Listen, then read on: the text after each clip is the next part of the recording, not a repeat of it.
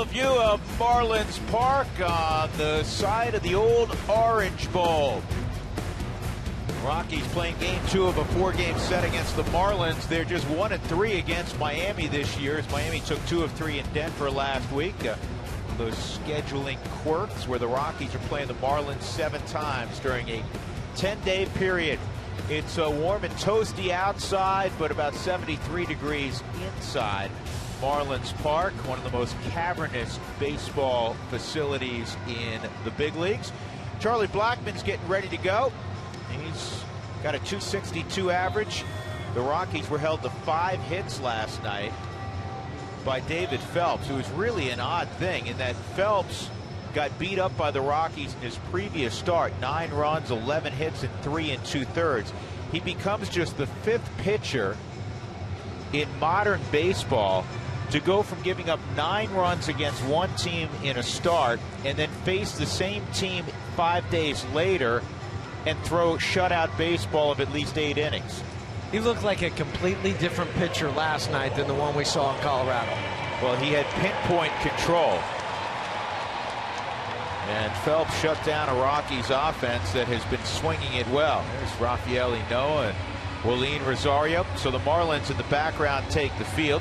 And let's take a closer look at the Rockies lineup for Walt Weiss. It's presented by Southwest Airlines. Book your low fare now at southwest.com. DJ LeMahieu hitting .351. He had 2 of the 5 hits for the Rockies last night. Troy Tulowitzki kept his hitting streak alive. He's hitting the last 10. He'll bat 3rd. Cargo will bat 4th. Nolan Arenado. Corey Dickerson in his return from the DL. First game since May 18th. He had 2 hits. Ben Paulson's in there tonight. Nick Hundley behind the plate batting 8th, and then Kyle Kendrick. And on the hill for Miami, making his 4th career start, is Jose Urena.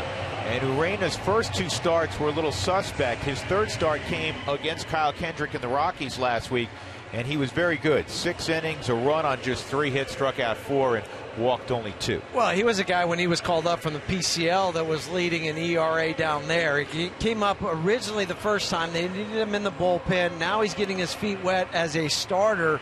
He's got a hard fastball, about 94 miles an hour. He really just slings it up there, so it's kind of a lower 3/4, tough to pick up. He'll throw a slider and a changeup.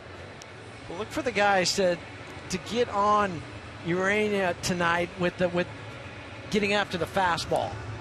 Yeah, and I think it will help. You know, the first time you see anybody, it's, as I like to say, a fact-finding mission.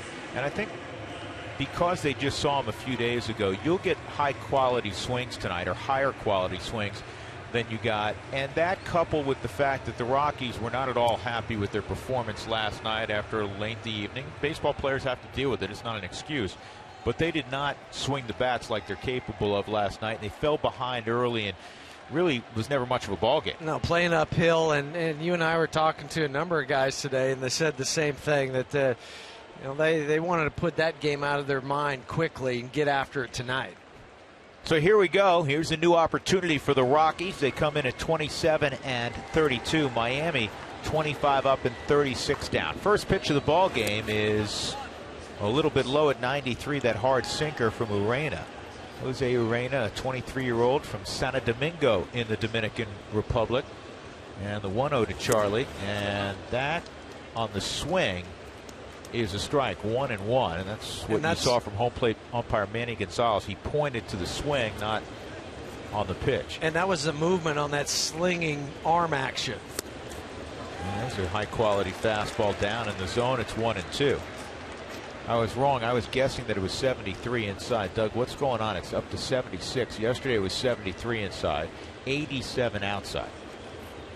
What's the heat index with the humidity, though? Really warm. Another fastball. This at 95 is in, 2-2. Slider and a changeup is complementary pitches. 6'3", about 175 is what he's listed as. I think he's still growing. This ball's hit a long way to center field. Ozuna turns his back, runs to a spot, and gets it.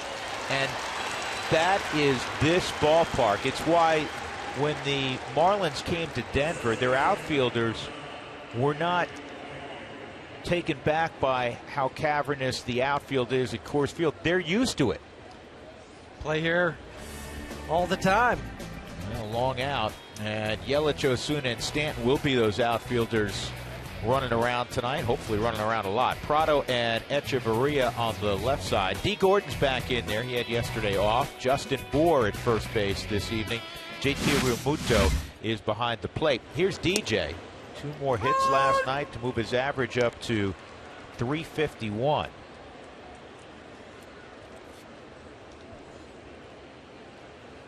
DJ having an extraordinary year. It's fouled off. It's quickly 0-2. A little bit different look for Colorado. Over at third base is EY, and you say, why is he there? Stu Cole went home to be with his son as he graduates from high school, and then at first base, Tommy Runnels taking over for EY. A little bit of change there. Tommy said that when Cargo comes up, he's going to move like 100 feet down the right field line. Well, he's used to being over on the other side of the field, coaching third base when he was managing down in the minor leagues. Sliders off the plate, 2-2.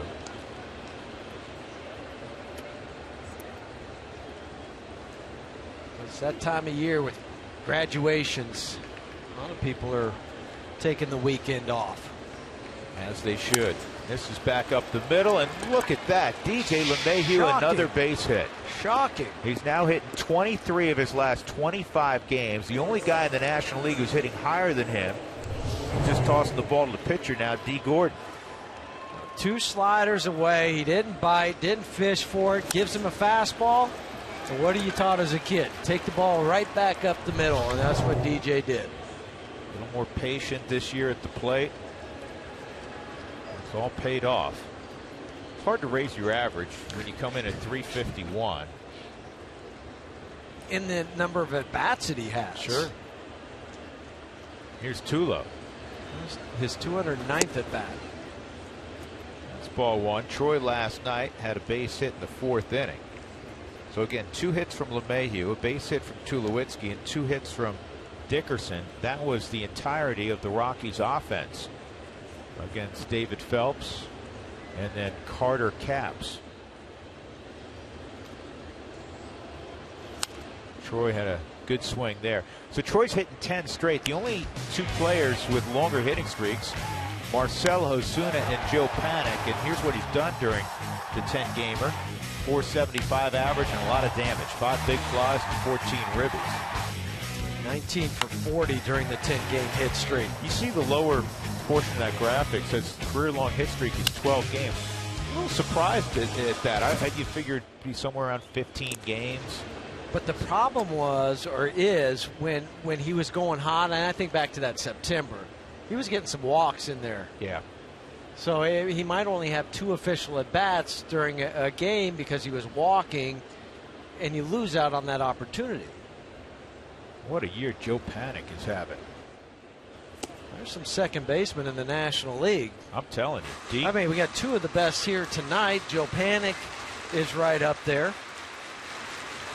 Somebody's going to get squeezed out at the All-Star game that's deserving. I mean, he's leading the league in hitting.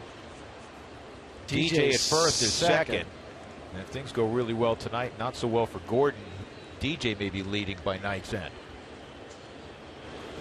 This ball pulled to third on 1 hop, and this is going to be a double play. So the Rockies get a base hit. That's all in the first. Just underway in Miami.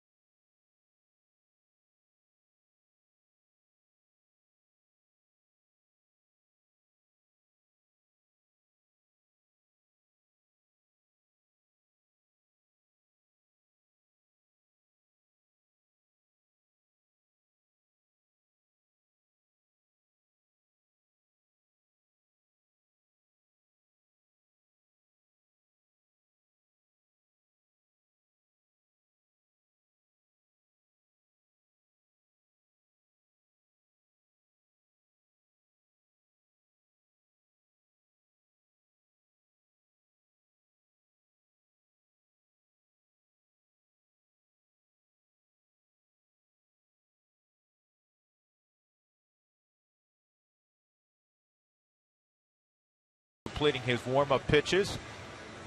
And D. Gordon, who got last night off, will be back in the starting lineup and naturally up top at 56. Also leading the league in hits. Dan Jennings, who came down from the front office to take over as manager, has this lineup brought to you by Southwest Airlines. Prado, Yelich, Stanton, who's red hot and hitting the long ball, 9 in his last 12 games.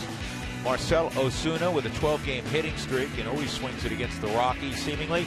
Justin Bour, big-time pop. He'll play first base and bat sixth. Then JT Realmuto, Danny Echeverria, and Jose Urena. So Kendrick ready to go. And you know what you're going to get with Kendrick. It's going to be fastball cutter 75 to 80% of the time. And the first pitch from Kendrick is in there for a strike. Well, and for Kyle, to give you another number to kind of chew on, since 2008 and 17 starts against the Marlins, he's 12-1 with the 2.76 ERA. So just glossy numbers no matter how you look at it. D. Gordon has faced Kendrick 9 times. He has 3 hits. 1 ball, 1 strike, and Arenado has to stay a couple steps inside the bag throughout the at-bat with Gordon because he will bunt with 2 strikes. He did it twice in 1 game last year with the Dodgers. Remember that? And he's done it this year. We were visiting with Vice President of Baseball Operations, a former Rocky front office executive, Michael Hill, and Michael said he's done it as well this year. 2-1. And this is hit in the air to shallow left. Coming on is Dickerson. He was perfectly positioned. And there's the first out. Kyle, last start against the Marlins, really changed up 2 things. And the 2 were the cutter. He threw that more because normally he's about 28% of the time. And the curveball, which is normally 6%, he threw it 15% at home. So tonight, you know, we talked about it last night with Russ. When you face a club within 5 days of each other, they just saw you who's going to make the adjustment. But if it works so well, go to it again tonight until they prove they can't hit it. Martin Prado at the plate, and he takes a strike.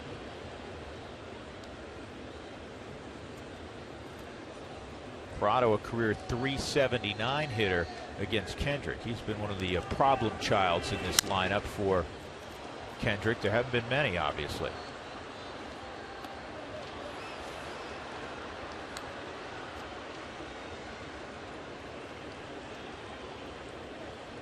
Prado's always been a fly under the radar guy. Really, really good player. Great player. I mean, solid every single year, and he can play different positions. But I agree with you. This ball's hit well to left field, and Corey starts back and then settles underneath. He's one of those guys that if you mention him to a casual baseball fan, say, yeah, I've heard of him. He sounds like he's a name I've heard of for several years. He's a borderline star player, and he's also so well thought of in baseball, as we've talked about, because of his leadership characteristics. He's as good as there is in the clubhouse. It helps with a younger club. 2 outs on fly balls to Corey Dickerson, and here's Christian Yelich. Yelich had a couple of hits last night, including a triple.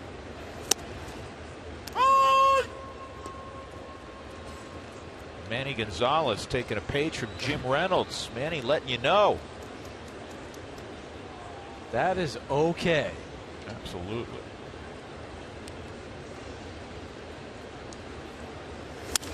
And a chance to set a major league record, or at least tie one, and unfortunately we'll have to wait another pitch to see if Dickerson gets another opportunity. Fouls and foul ground, 2-strike count with 2 outs. Here's the Rockies defensive league. Dickerson, as you know, in left, Blackman in center, Cargo is in right. Arenado, Tulowitzki, LeMahieu, and Ben Paulson in the infield. Nick Hundley again doing the catching. He did the catching last night.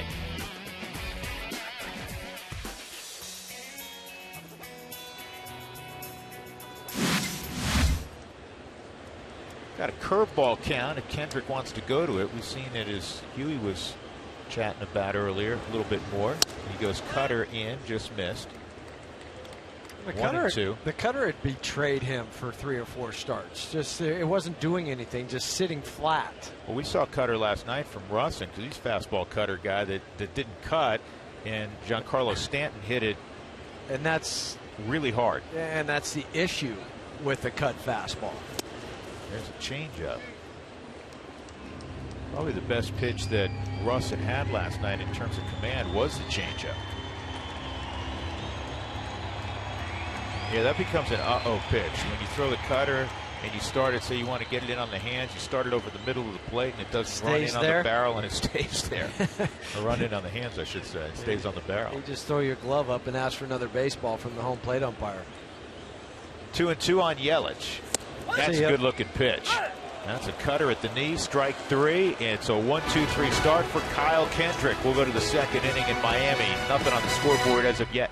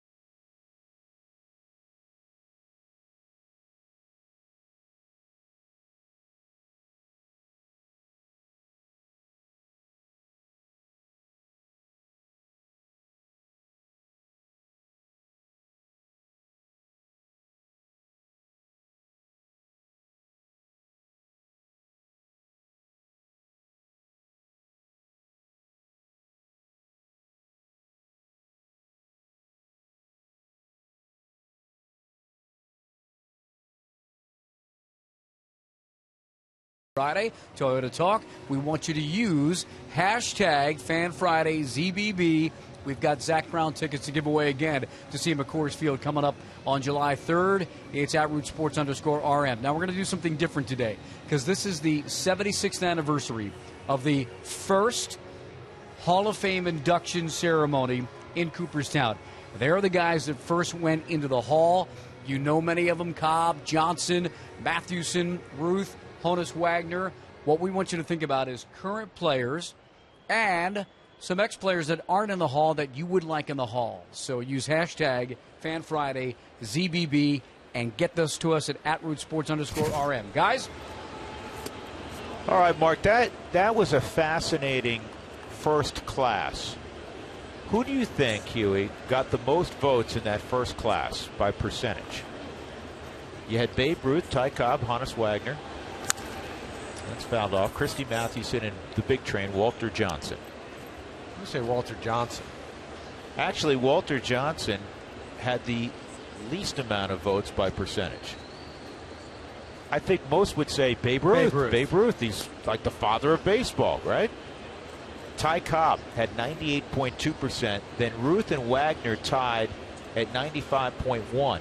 Back then, there were 222 votes for Cobb, and Ruth and Wagner both had 215. Christy Mathewson 205, and Walter Johnson 189, or 87.6% of the vote. I didn't think Ty Cobb was liked. Maybe the players didn't like him. Yeah, we've always heard that. Right, nobody liked him. 1-1 on Cargo, and this is a broken bat. Ground ball to second.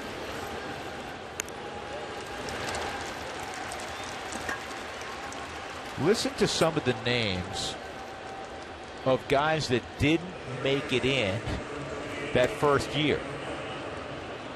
Tris Speaker, Cy Young, Rogers Hornsby,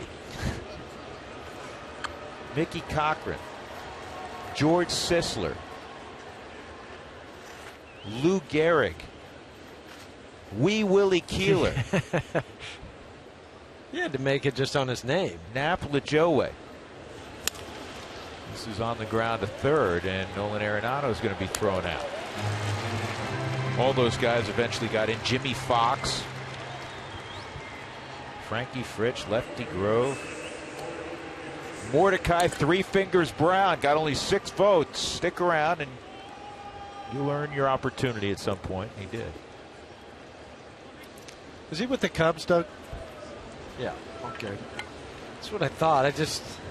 There were actually a couple of guys that didn't get a vote that ended up in the Hall of Fame down the road. Charlie Gehringer and Gabby Hartnett didn't get a vote, and they eventually got enough, 75%, to get in. 2 outs, nobody on. Corey Dickerson at the plate.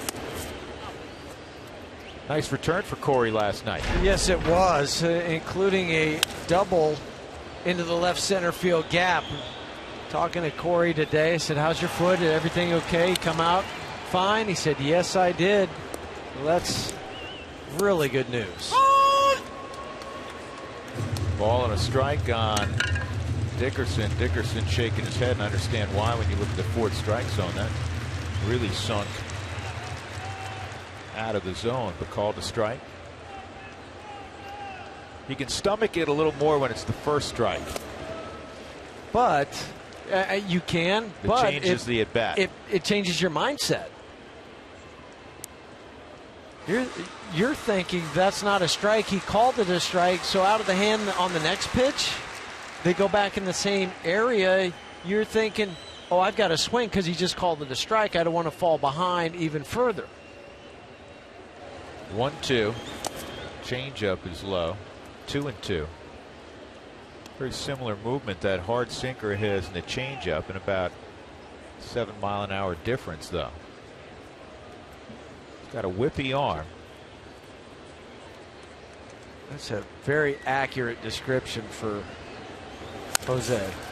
This ball's driven down the line. Fair ball. And it'll be at least a double for Dickerson. He will stop at second. So with 2 outs, Corey stays warm since coming back. He had the Rockies' only extra base hit last night.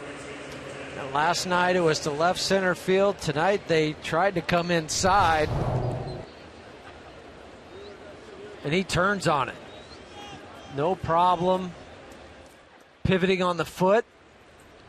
Coming hard out of the box. No stride. Doing that more and more now with 2 strikes. And it's an approach that it's just so simplified, it allows you to do that. This is toward the middle of the diamond. D. Gordon with that great speed gets there and takes a hit away from Ben Paulson. It ends the inning as well. So Dickerson left at second base, middle of 2. No score in Miami.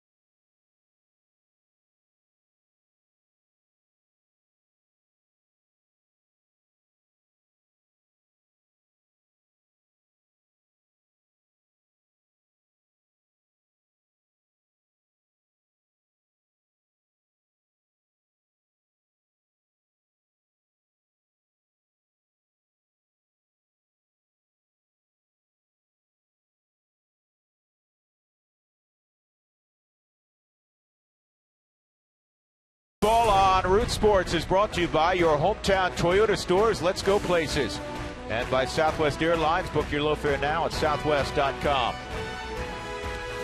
Well, we're glad you're with us from South Florida. The Rockies playing the second game of a 4-game set against the Marlins. Second year in a row they're playing a 4-gamer down here. And that large man in the right side of the batter's box is Giancarlo Stanton leading off the second. And Kendrick again busts him in. It's a strike, and that has been the pattern for Kendrick against Stanton. He throws the ball in the inner half very frequently against Giancarlo. And you would think it would be the opposite. I wouldn't want to throw inside to him. They do it again. He hits a home run foul. And it's a 2-strike count. But you have him set up for a slider away. But last night, he didn't miss a cut fastball at all. The exit speed off the bat was 115 miles an hour. 2-strike count, and Nick goes to the outside corner, and it's a curveball, and it's 1-2. Again, the numbers for Stanton against Kendrick: 3 for 29 with 9 strikeouts. Well, that gets your attention.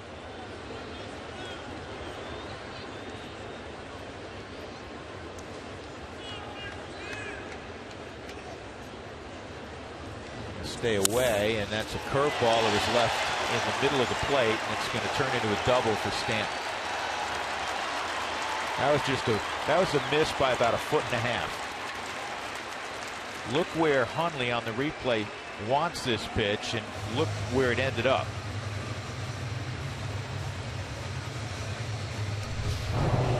Out of the windup. Nick wants it down and away. Wants it not even to be in the strike zone. Instead, see how he had to lean back over. It was at the knees, inside black, and he hooked it down in the left field corner. And when you miss your spot and your location that much to a strong hitter like Stanton, he'll hit an extra base hit on you. Unfortunately, he was down. Otherwise, you're talking about him trotting around the bases. Marcell Ozuna has hit 12 straight. He's hit in every game he's played in against the Rockies in his career. 370 during his hitting streak. Has driven an 8 during the 12 games. And the only person to have a longer hit streak for the Marlins is D. Gordon. He had a 13 game earlier.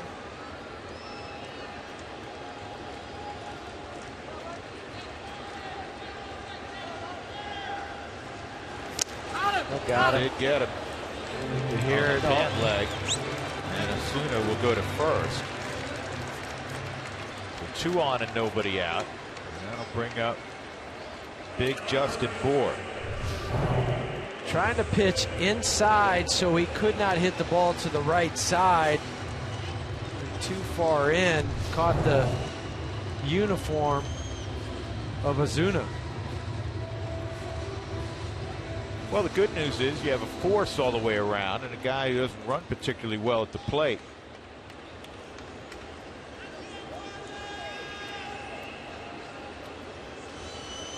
So you have to keep the ball down on Bour. Changeup way outside. A couple of changeups we've seen here in the early going from Kyle. He hasn't finished them. Left him outside the strike zone against left-handed hitters. More of a push than a finish and pull down with the wrist.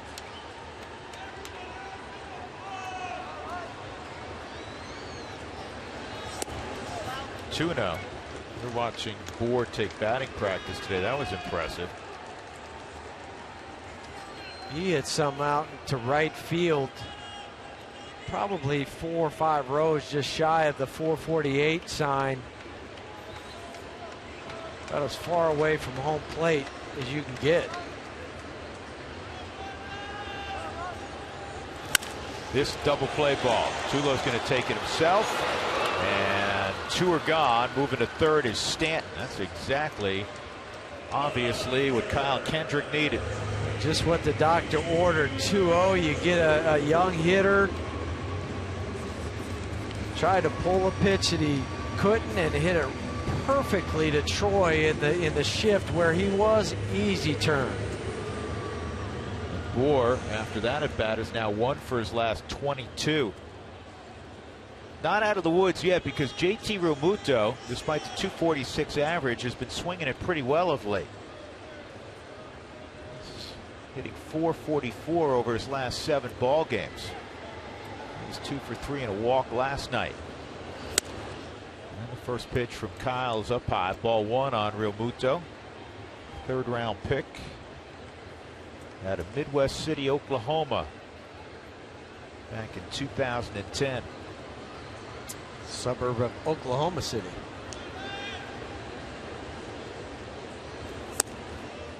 It's 2-0 on Realmuto.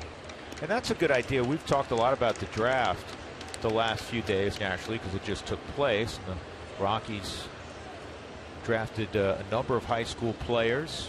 And every team every year is going to draft a number of high school players. The first pick for the Marlins was a high school first baseman out of Toronto. This is in the air down the right field line, out of play. The point being, Realmuto was a 3rd round pick in 2010, and he's just getting to the big leagues. That actually is pretty good. And for a guy that took up catching late in his career, later, I should say, in high school, towards the end. So realistically, you know, it's a 4 to 6 year deal if everything goes smoothly. It's unusual when everything goes perfectly. That's a good looking pitch. Slider for a strike, and it's 2-2. Slider with some bite to it. Out of the hand of Kyle, and the movement well received from Nick Hundley. See if they go out there again. And ask for a slider.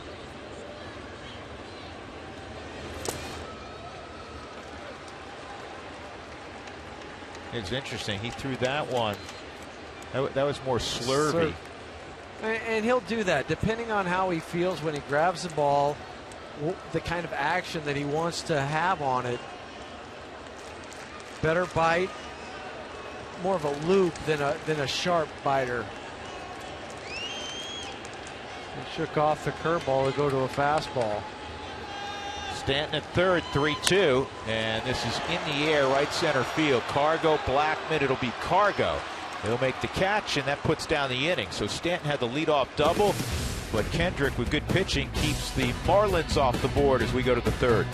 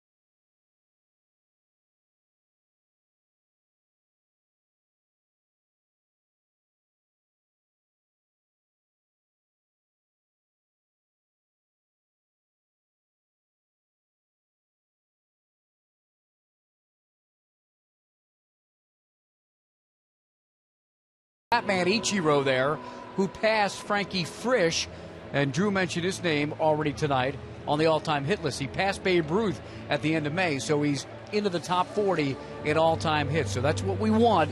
We want some names, current players or guys that aren't playing anymore that you think should be in the Hall of Fame. Ichiro, Drew and Jeff? Yes. No brainer. Right, First easy, ballot. right? Yeah. No brainer. 41-year-old Ichiro Suzuki. Nick Hundley in the third inning. And Nick swings at the first pitch and hits it in the air to center field. Rockies being very aggressive early in the count against Jose Urena. And it's not surprising. The Rockies are a team that has a very low walk percentage. The lowest in baseball. The Marlins are a very aggressive team at the plate as well. I'll bring up Kendrick.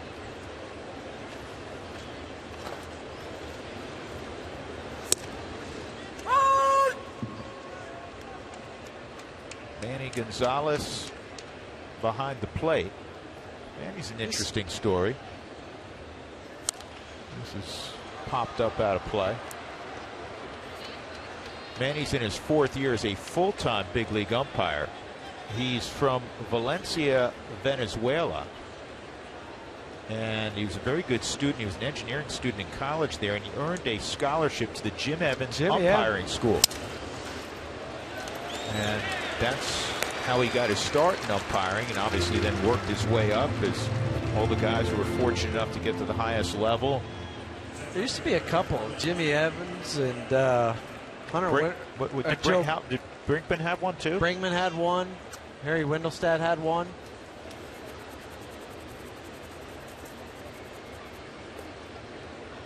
Two outs, and that'll bring up Charlie Blackmon. So the Rockies had a couple hits, that's all, in the first time through the lineup against Urena. If you think it's a long, hard road for a player, how about an umpire? Difficult journey. And what makes it more difficult, and I'm glad you pointed that out, Jeff, is that, first of all, there's only 4 of them each game. Secondly, you can umpire barring injury, and a lot of these guys, believe it or not, do get hurt. A lot of neck injuries with all the squatting when you're behind home plate. But you can umpire, you know, into your 50s and sometimes beyond. So jobs don't open that frequently. This is sliced to left, and it's going to drop. Charlie is going to hunt a double here, and the throw got him. He hesitated for just a moment, and Christian Yelich gunned him down. With 2 outs, not the worst gamble in the world. Walt Weiss standing on the top step. He's waiting to hear from Brian Jones inside. See whether or not he was safer out on the replay. Ooh, boy, I don't know. Don't think we can get a challenge, though. I got him. Yep, he did get him.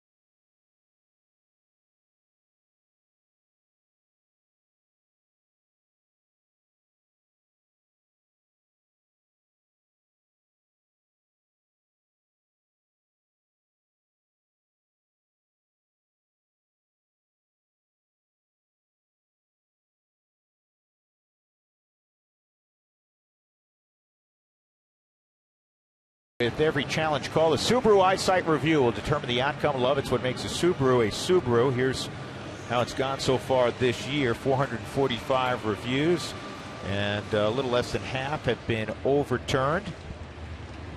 And they've done a really good job being expeditious in the process. Just 1:46. Think of the NFL sometimes. The guy, the ref's gone for like 10 minutes. Did you go get a sandwich? Went to go get takeout. Danny Echeverria hits it sharply, but right at Tulowitzki, and that's one pitch and one out. Both teams are not too shy at swinging at the first pitch. And that's kind of who they've been throughout the year. Again, two of the lowest walk percentages for these respective clubs in the game. Did you concur with what I said as we went to break? That's not a bad play. No. 2 outs by Charlie Blackmon trying to stretch that single into a double. No, his only fault was the hesitation. If you're going to go, go. And that's what caused him to get out. But no, I don't mind it. Get in scoring position. Otherwise, if you stop at first base, you got to wait to try to steal a base. And then that might be a pitch or two down the road. And by that time, it's too late. Ball and a strike on the pitcher, Urena. Jose 0 for 6 in his young career. One of the top pitching prospects the last couple of years in the Marlins chain. Slider for a strike. He was 48 and 37 with the 347 in 128 minor league games.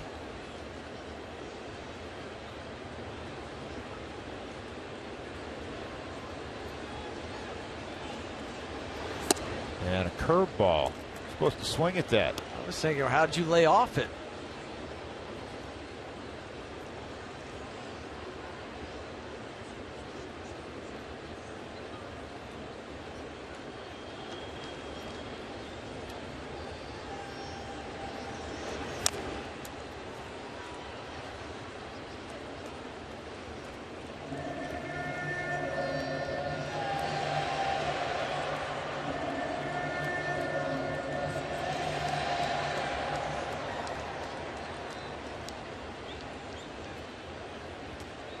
Now does he throw him the fastball, the slider, the curveball? Well, you know what? He's a pitcher with very little experience, any or all of the above. That'll work.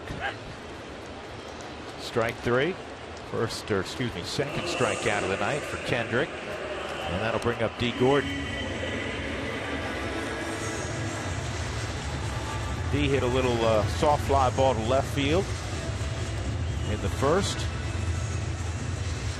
He told us a funny story earlier today.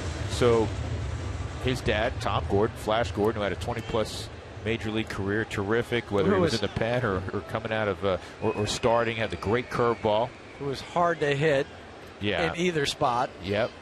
And we'll have to finish that story later. That's going to be tough to get him. I think Kendrick got there. He did. With a backhand flip from Ben. Paulson stayed with it and got one of the fastest men in baseball. D. Gordon. A 1-2-3 inning for Kendrick as we go to the 4th. We'll get that story in on D a little bit later.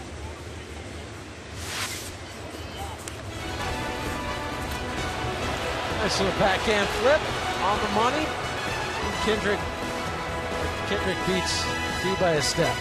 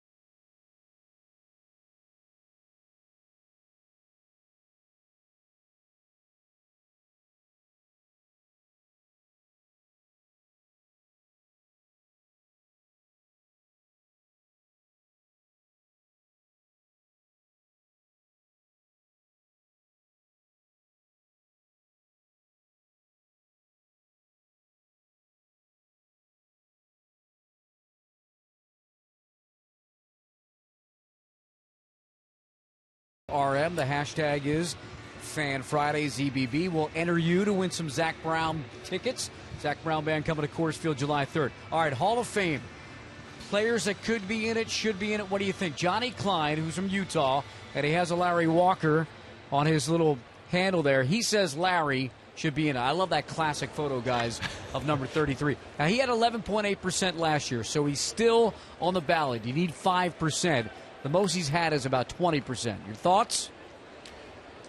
That's always a tough one because you have to differentiate between Hall of Fame talent and Hall of Fame numbers. And in the case of Larry Walker, and we love Larry, we see Larry, fairly frequently still. Larry had Hall of Fame talent because of injuries. I don't know if he put up Hall of Fame numbers. I think he probably falls short numerically.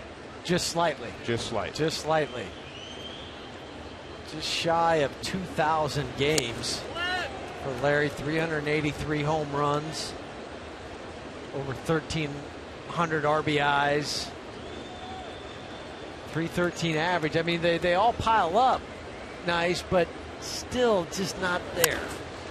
This ball for DJ's over in the hole. Long throw, and Echeverria just did get him. Echeverria was shaded more up the middle after the base hit earlier in the game. A hit last night went up the middle, and he got there on the backhand and showed that strong throw.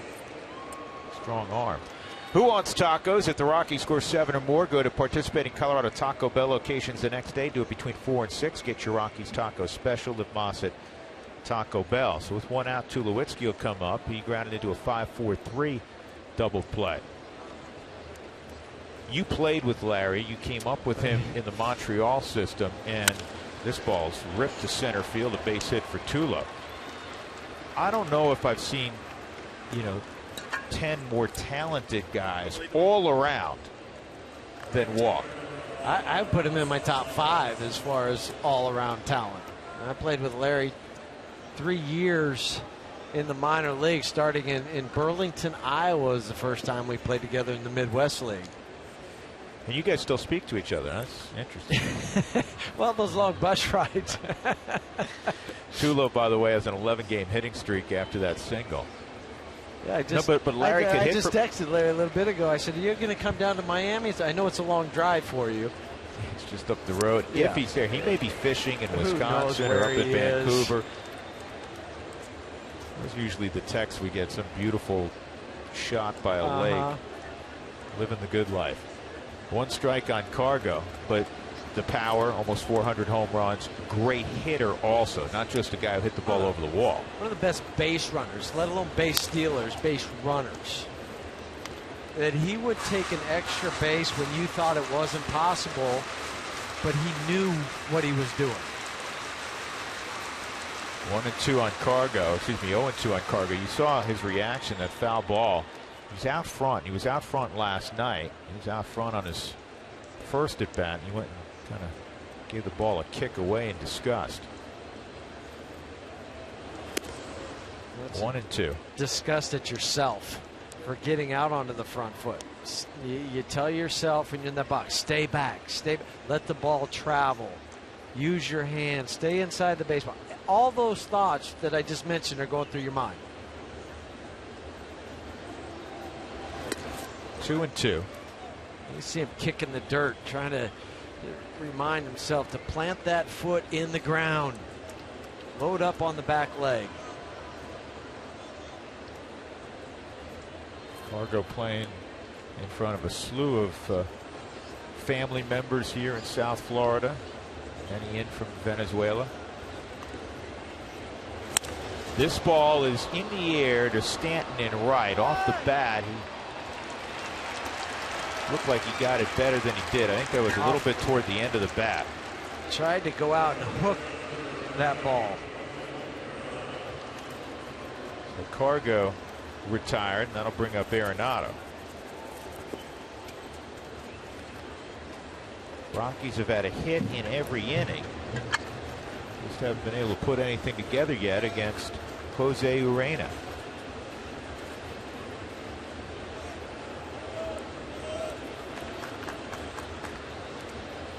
Cargo last night went 0 for 4. That snapped a 21-game stretch in which he reached in every ball game. That tied his career best, reaching in 21 in a row. Nolan hitting .290 out on the road, 10 home runs, 26 RBIs. We're 31 points better than he's hitting at Coors Field, surprisingly. It's a strike. More home runs, more RBIs.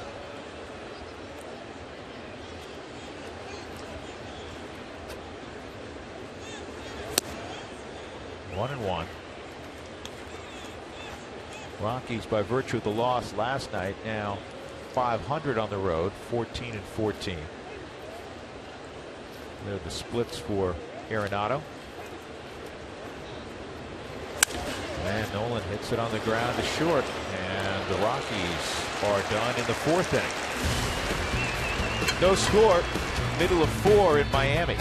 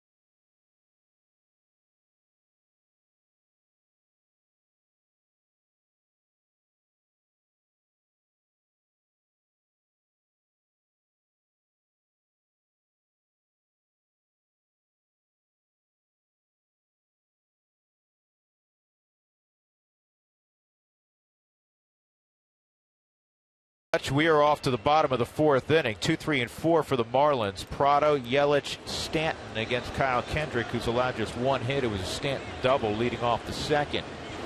And sliders down low. Ball 1 on Martin Prado. He had a fly ball to left field his first time up.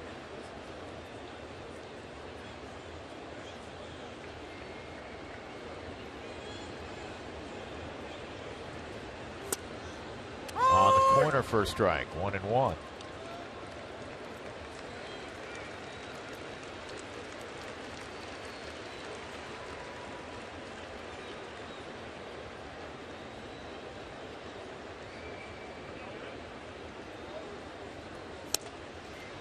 And that was well located.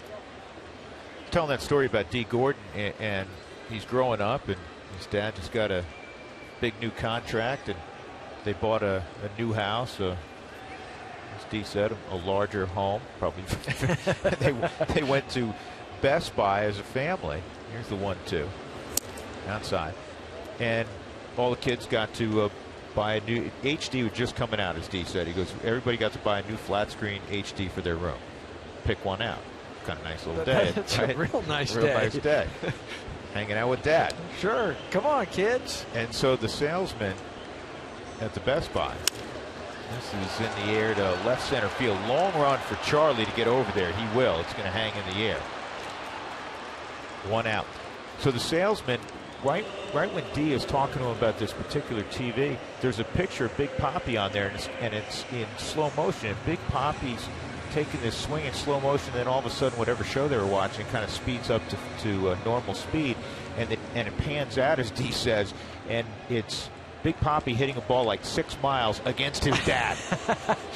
And I'm sure the salesperson was like, "Oh boy, how's this going to go?" All of a sudden, the salesperson, who was real chipper, he kind of gets this look on his face. He said, "Uh-oh." They still bought the TV. Yeah. Another quick story about D's dad, Tom, who's here quite a bit, or seeing his brother play, who was a very high pick in the draft last year. Remember what? Dougie, where's D's little brother play? He was the 5th pick in the draft, I believe, last year. I'm trying to think what organization it was. But Tom was coaching a team several years ago that had Brendan Rodgers on it. And D got to know Brendan Rodgers very well. And for people who are saying, who's Brendan Rodgers? He was the Rockies' first pick a few days ago in the draft. 3rd pick overall, the high school shortstop out of Lake Mary High School in Florida. Well, D's dad, Tom, coached him for a long time. D got to know him, and he reiterated what we read in the paper the other day tonight to you and I. Yes. Said he is a great kid and a great player. Well, and how fortunate was he to have somebody like Flash to tell him what it's like in the big leagues. Right, what it's like at a high level, right? Yeah, what you need to do, how you need to prepare for a game. Because Flash, as you mentioned, whether he was closing games or starting, he would go out there. He had a high fastball that throw it like letter high, and then a big 12-6 curveball, start at the same height and drop down to the ground. That's a base hit up the middle for Yelich. And Nick was taken by the Twins, so he's in the Twins organization. And he was saying tonight that Tom was seeing Nick the last few days trying to get him right. You know, all players at whatever age go through tough periods. They'll call the guy that started coaching him first sometimes. That's right. But, hey, I need some help. All right, so you have Yelich on, 1 out. And the big man's at the plate. Stanton took a curveball that was misplaced by Kendrick and ripped it down the third base line for a double leading off. He got stranded. That's how he started him last time. Threw the ball in against Stanton. You wouldn't think that, but the 2 areas in particular where Stanton hits below league average, up and in and up over the middle of the plate, believe it or not. But that first pitch that he threw to get him to lean back, that sets up the other pitches. It's pitching 101. I'll see if this probability is correct at almost 89%. Got to be a fastball then, right? Center field, it wasn't hit great, and it's run down by Blackman, and he's going to throw to first. Getting back in time is Yelich, 2 outs. Well, Charlie Blackman, I think, is an underrated center fielder. The jumps he gets. Fans, you can schedule a group outing at Coors Field. Get discounts and scoreboard recognition when you bring your group of 25 or more. Get your group on. Nick Gordon, by the way, has hit 243 with 24 RBIs, has 14 stolen bases. D says what league? that he's an A. Cedar Rapids, He's an Midwest A-ball. League. Yep.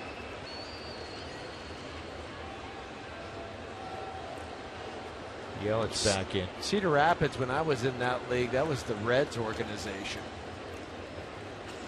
Affiliations constantly change. Rockies last year into this year, 2 new affiliates down in Albuquerque in AAA, New Britain in AA. No longer the Springs in Tulsa.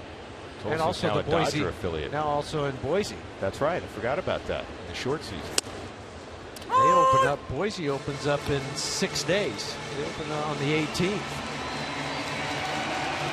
What a neat town Boise is. Great town.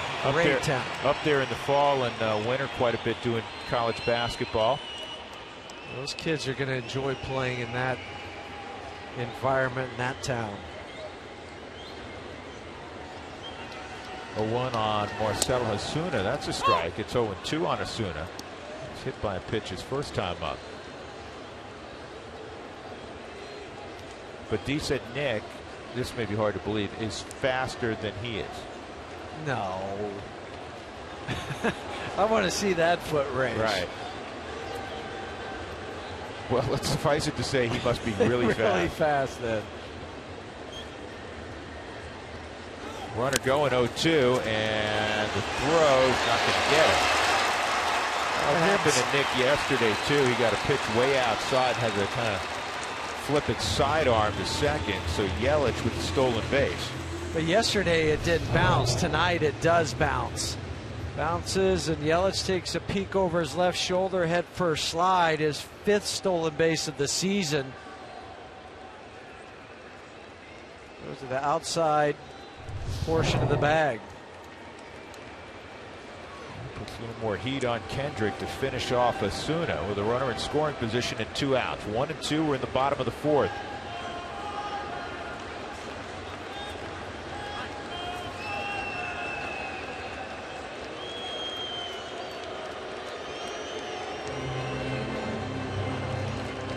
Troy's coming in to join the conversation. They're just talking about how they're going to pitch him, what sign they're using, so Troy can be set up in the spot that he feels comfortable. You know, they'll go back over and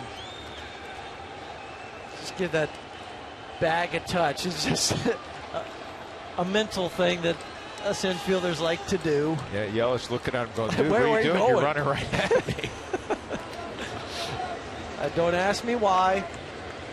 1-2, and this is hit in the air down the left field line, and it is a fair ball.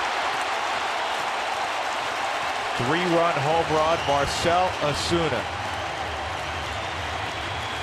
Well, Nick Hundley, Kyle Kendrick, Nolan, they're all saying it was foul. But third base umpire Jim Reynolds called it fair. Walt's already walking out on the field. Yeah, Dickerson has the best look at it. I mean, he's literally about 20 feet away.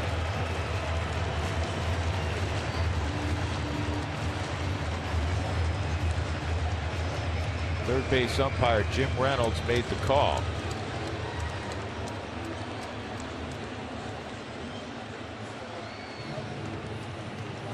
I said 3-run home run. If it stands, it's a 2-run home run.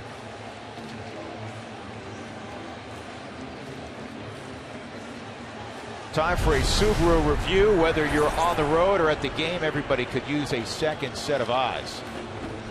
Let's put a second set of eyes on it and see if we can determine. It's hit awful high. I will tell you this. It's tough for us to tell on that shot. Maybe this will give a better view of it. That one looks foul. Can we run that back just like a few frames? See if the ball disappears. There. It disappears. It's foul.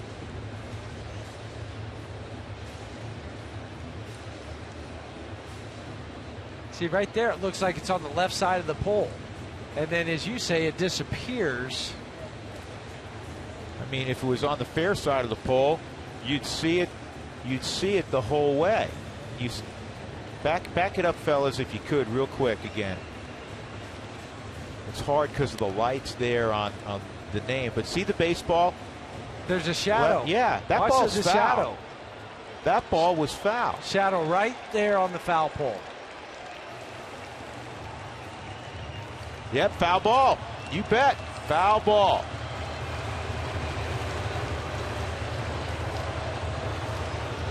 That may be one of the 2 or 3 most important challenges won this year for the Rockies. You're talking about a tight ball game. It's 2-0.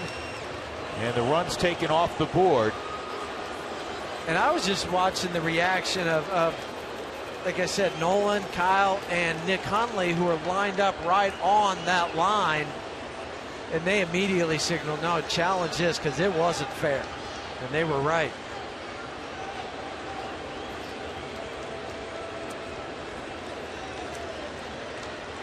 So it's a 1-2 count again on Osuna. Fastball's off the plate. It's 2-2. We talked about how Kendrick has dominated the Marlins in his career. For whatever reason, Marcell Ozuna, who's a nice player, when the Rockies show up, he becomes otherworldly.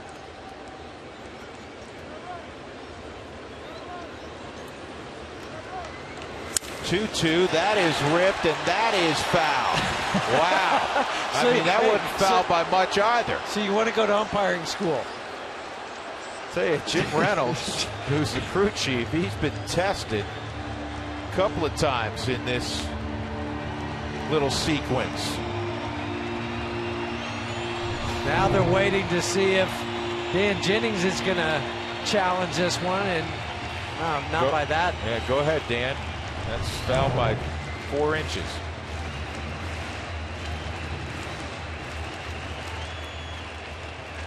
Osuna, .438 hitter against the Rockies in 12 games. He has a hit in all 12.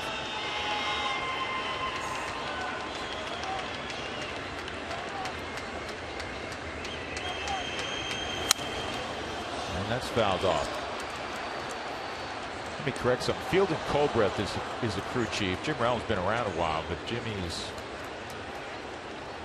not the crew chief here. It's Colbreth. Colbreth is at second base tonight. And that's why you saw him go underneath the headset with the guy that made the call, and Jim Reynolds. Crew chief always is involved.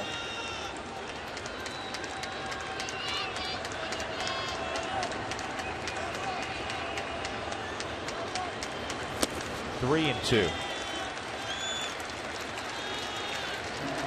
I don't think you're going to see Kyle give in here and throw him a cookie because it's a 3-2 pitch. You have Bohr on deck.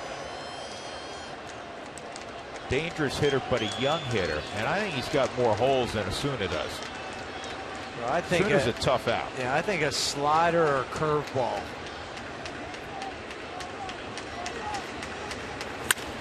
Well, he left it up. That's a base hit, and the Marlins are going to take a 1-0 lead. He jumped on that fastball. That was quite an at-bat from Osuna. Twice he thought he put his team out in front, and he finally did. But that's why I didn't think they would throw a fastball. But remember the ball earlier that Stanton hit for a double and where Nick had set up? Same result on this one. Nick wanted it away from Osuna. Osuna looked like he had to raise up onto his tippy toes to hit that ball. Got a 13-game hitting streak now. The way he's going and what he's done against the Rockies, I'm surprised like you that he got a fastball there. First base is open. I'm trying to put people on base, but this is a young hitter. More holes. One for his last 23? One for his last 22. 22. Yeah. But he hit into a double play his last at bat.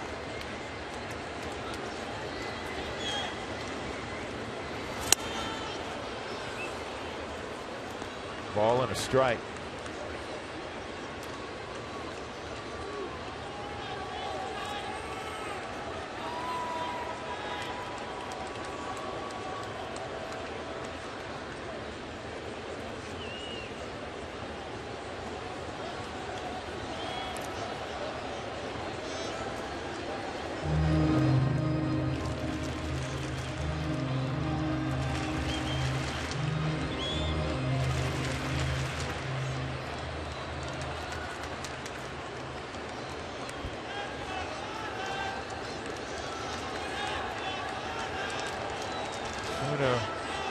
Will run on occasion at first.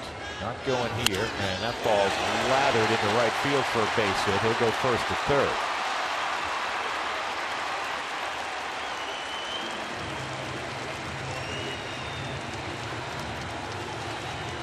Big guy, Justin Bohr, he had the shift on. DJ on the pull side, Troy. But this is what guys will try to do. They don't worry about it if they're big power guys. They're going to hit through it. Justin Bohr did that.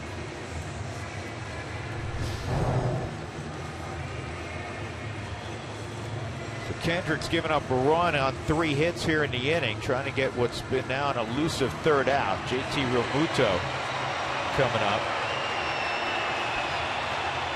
Tony Gonzalez is going out to break up the conversation with Steve Foster.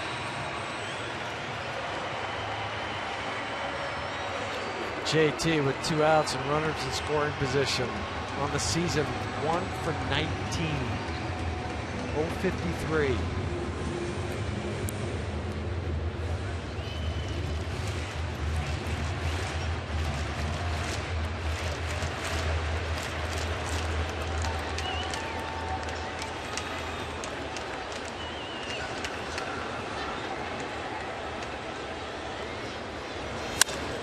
Center field, here comes Charlie. He lays out and makes the catch to end the inning. Great grab by Charlie Blackmon to prevent any more damage.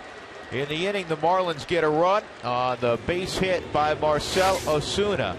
And it's 1-0 Miami. Great grab by Chuck Nasty.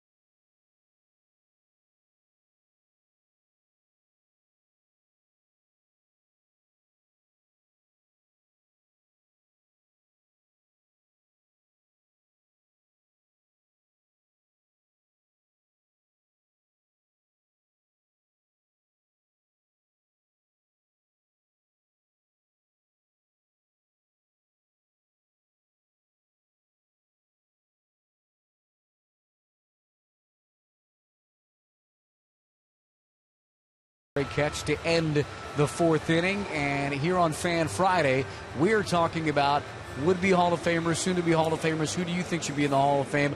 Somebody that's playing or not. We got a tweet from Brian Quarles. He thinks that Ken Griffey Jr. is going to be in it, and pretty much he's a no-brainer because Jr. had 630 home runs. He'll be on the ballot next year, guys, for the first time, along with 25 others. Some of the names that I remember playing, like Randy Wynn's on that list, David Eckstein, who I always liked watching. They're not going to get into the Hall of Fame, but if you want to tweet us at @rootsports_RM, use the hashtag FanFridayZBB. We'll enter you win some Zach Brown Band tickets. Junior's in. And there's Ozuna, who has 30 home runs. He thought he had his 31st. Junior has 630. Junior's in, no doubt about it. Corey Dickerson leading off the 5th inning. Corey doubled in the 2nd inning. The Rockies have 4 hits, 3 singles and a double. Last night they had 5 hits, 4 singles and a double by Dickerson. 1-0 Marlins.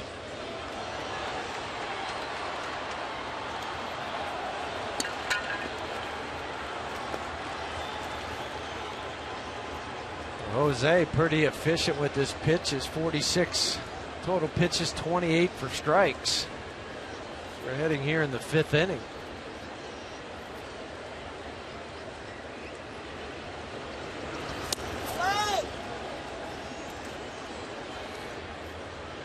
Go back to Ken Griffey Jr. for a moment. Remember I said Larry was in the top 5 guys, all-time guys I played with. Junior's in the top 5 along with Roberto Alomar. Now Robbie's already in the Hall of Fame. 2-1. Did he hold up? 3-1. Well, Trevor Hoffman will be on the ballot next year. Hall of Famer. I think he's a Hall of Famer. I would agree with you. Now, does he get in the first time? No, because that's not how they do it.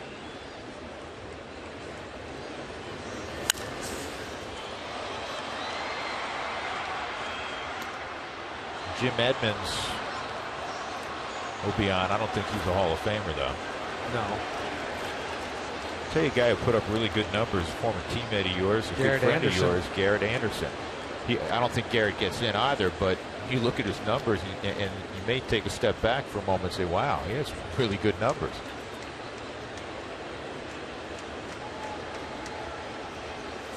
(3-2), and it's a roll over to the right side. That sinker has given the Rockies issues. Gave them issues last week, and it's given them issues tonight. It's time for our Coors Timeless Moment. Well, anybody who witnessed this will never forget it. Kevin Brown gave up a grand slam to the Big Cat, and the ball traveled an estimated 529 feet.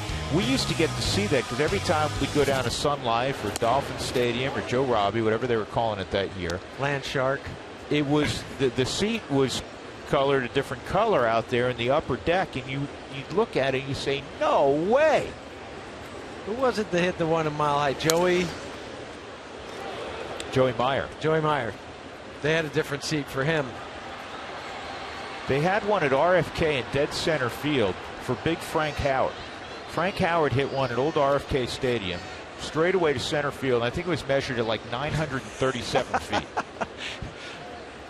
Not quite that far, but it seemed. Huey, you could take the average. 800. You could take the average big leaguer, throw him BP at second base, and he couldn't reach that. Hondo, Frank Howard, 6'8". He made a fungo look like a toothpick. That's one large human being. 1 ball, 2 strikes on Ben Paulson.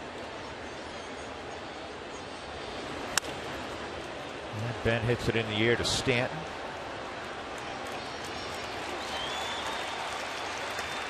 Rockies have yet to cross home plate here in South Florida, and they've played 13 2/3 innings. Nick Hundley swung at the first pitch in his at bat in the 3rd inning and hit a ball to center field.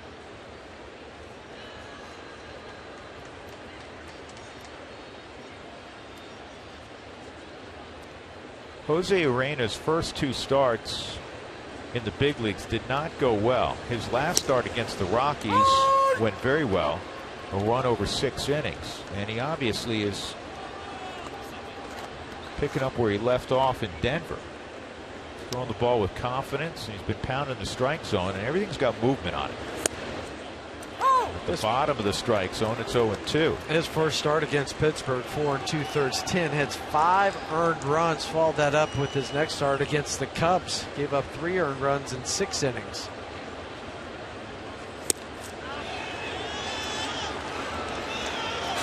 One and 2. And then last Sunday in Colorado, that was the game that Echeverria hit the home run in the 10th to beat the Rocks. That's a good pitch. And a strikeout of Nick Hundley. That's the first strikeout by Urena. 1-0 Miami.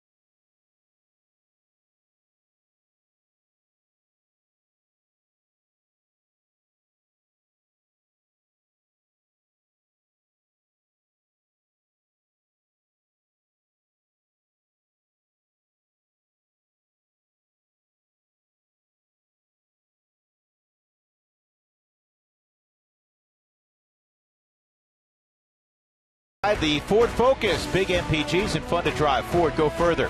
By Southwest Airlines. Book your low fare now at southwest.com. And by CenturyLink, your link to what's next.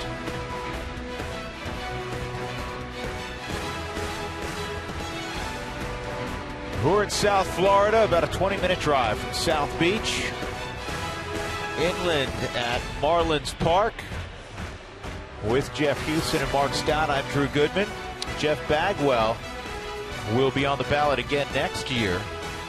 And there's some other worthy names next year of guys that have already been on the ballot. We're talking about first-time guys. Mike Piazza. Piazza's a Hall of Famer. He caught, hit over 400 home runs. Tim Raines, Kurt Schilling. Old teammate of George's, who I know George believes should be in the Hall of Fame. Big Lee Smith. I think Tim Raines should be. I think Rock Raines should be. How about Edgar Martinez as a DH? That shouldn't be held against him. That's why he's in the league. Real quick, back to Bagwell. He got 55.7% of the votes last year, so I think he'll trend upwards. Yep. It's the last year for Alan Trammell on the ballot. And then the yearly debate with Barry Bonds, Roger Clemens, Mark McGwire, and Sammy Sosa. Being at the Hall, I was talking to a gentleman who works at the Hall, and he believes that one day, may not be in our lifetime,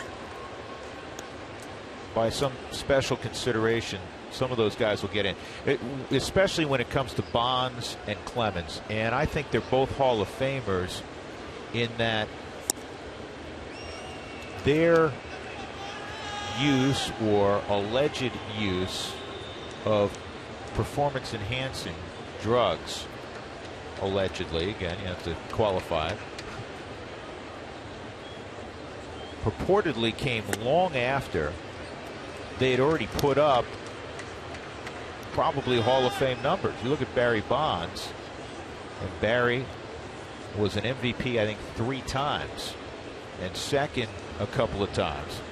It's a debate that'll rage on. I know where you stand on it, Jeff, and it's a tough one because cheating is cheating. Cheating's cheating. I'm with you on that. Cheating is cheating.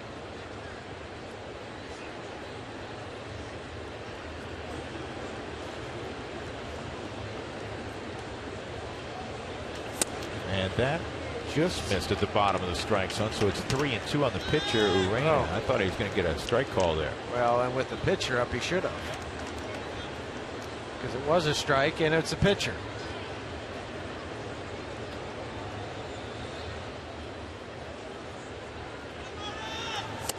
And there's strike 3. And some people may not know this.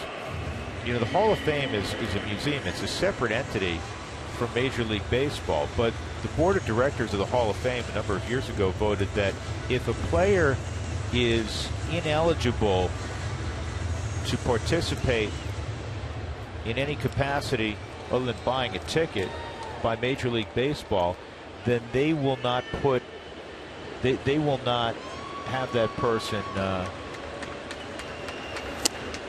eligible for the Hall of Fame.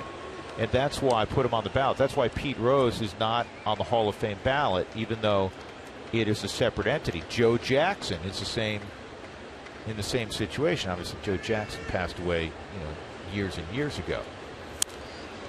There are 12 other players, I can't name them, that are also ineligible because they were banned by baseball. But the 2 most prominent names that potentially would, and certainly in Pete Rose's case, a Hall of Famer, and that's why they're not on the ballot. The Hall of Fame, even though, again, it's a separate entity, they work together. Yes, they work in, have a close relationship with Major League Baseball. That's a jam shot to shallow left. Good pitch. That'll end the inning. Rockies got to get about the business of producing some offense. Losing 1-0, shutout last night, 6-0.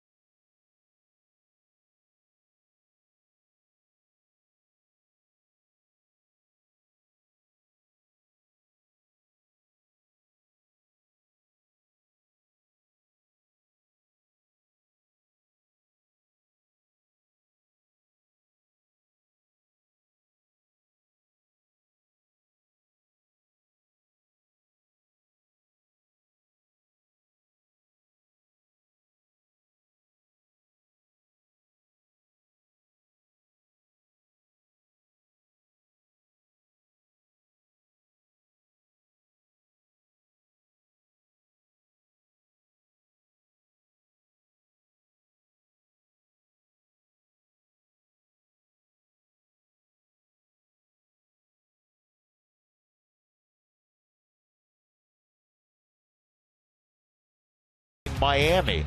The difference in the game of Marcell Ozuna, 2-out single to center field. Kyle Kendrick's allowed 4 hits. Arena's allowed 4 hits. Both guys have pitched exceptional baseball. The Rockies do not have multiple hits in any inning. The difference is that the Marlins have 3 of their 4 hits in 1 inning to produce that single run. Rockies are in the midst of a 16-inning scoreless stretch, going back to final game in that St. Louis series, and a base hit for Kendrick. I'm going to take matters into my own hands. I guess so.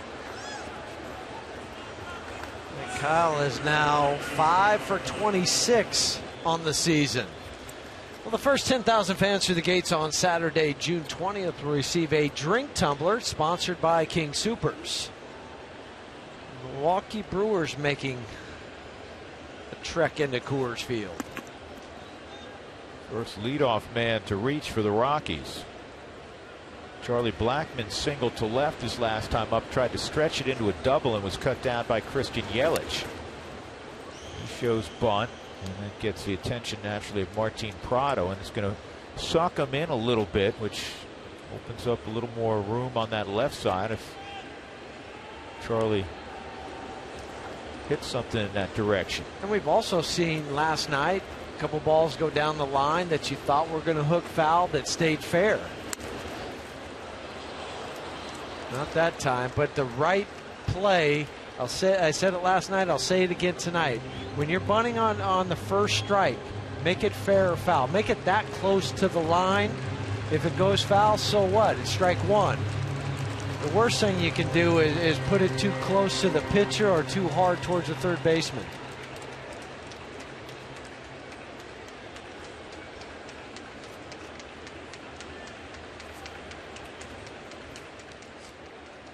Kendrick, a good athlete at first base.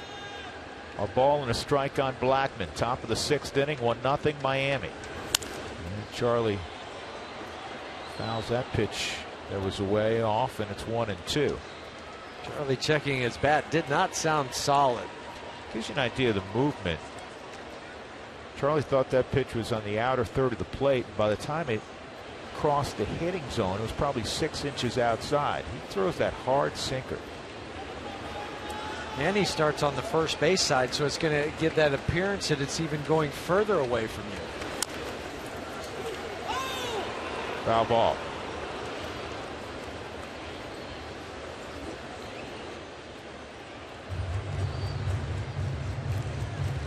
Gets similar movement with his changeup. Diving away from a left-handed hitter. And now you have to be worried about a cross-up if you're Charlie. A cross-up meaning that everything's been away, and then they throw that fastball in under the hands that locks you up.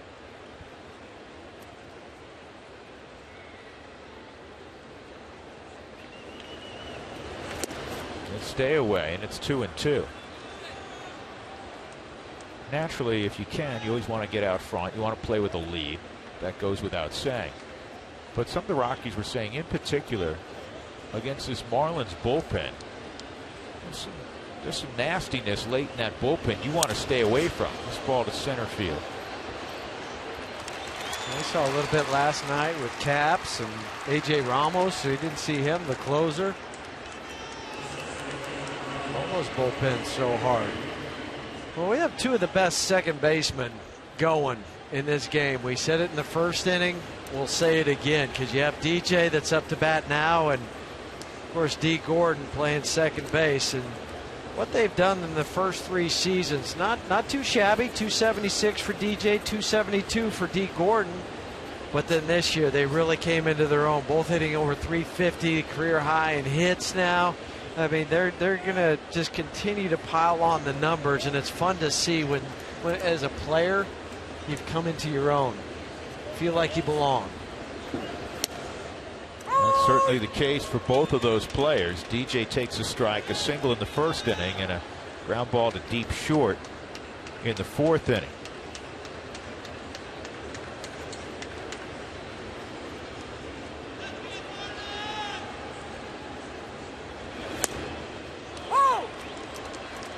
That's a 2-strike count.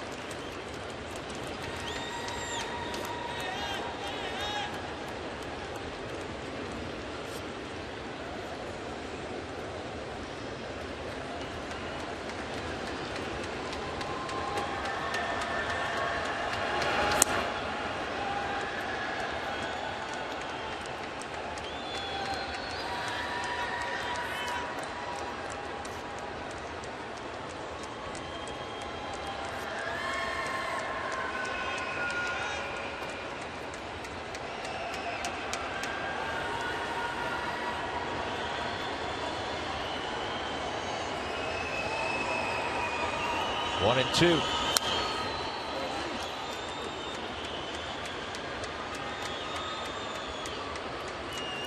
For Jose, he might not have that exploding fastball like in Ishmael Rogers, but they have very similar whippy arm. It just seems so free and easy, and then wham, it just comes out of the hand. A lot of movement. That's just in a little bit. 2-2.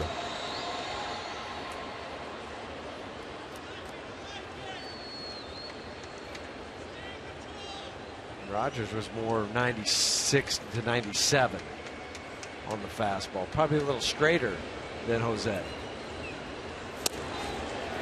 And now it's full. Rockies have had one runner to second base. That was Dickerson's double in the second inning with 2 outs. Ben Paulson hit a ball on the ground toward the middle of the diamond, but Pete Gordon got there and threw him out. That's as close as the Rockies have come to a scoring threat. Kind of like last night. There wasn't much going on last night. 4 singles and a double. This ball to third. This is going to be a double play as well. 5-4-3. Second time that the Marlins have turned the 5-4-3. So we move on. Middle of 6, 1-0 Marlins.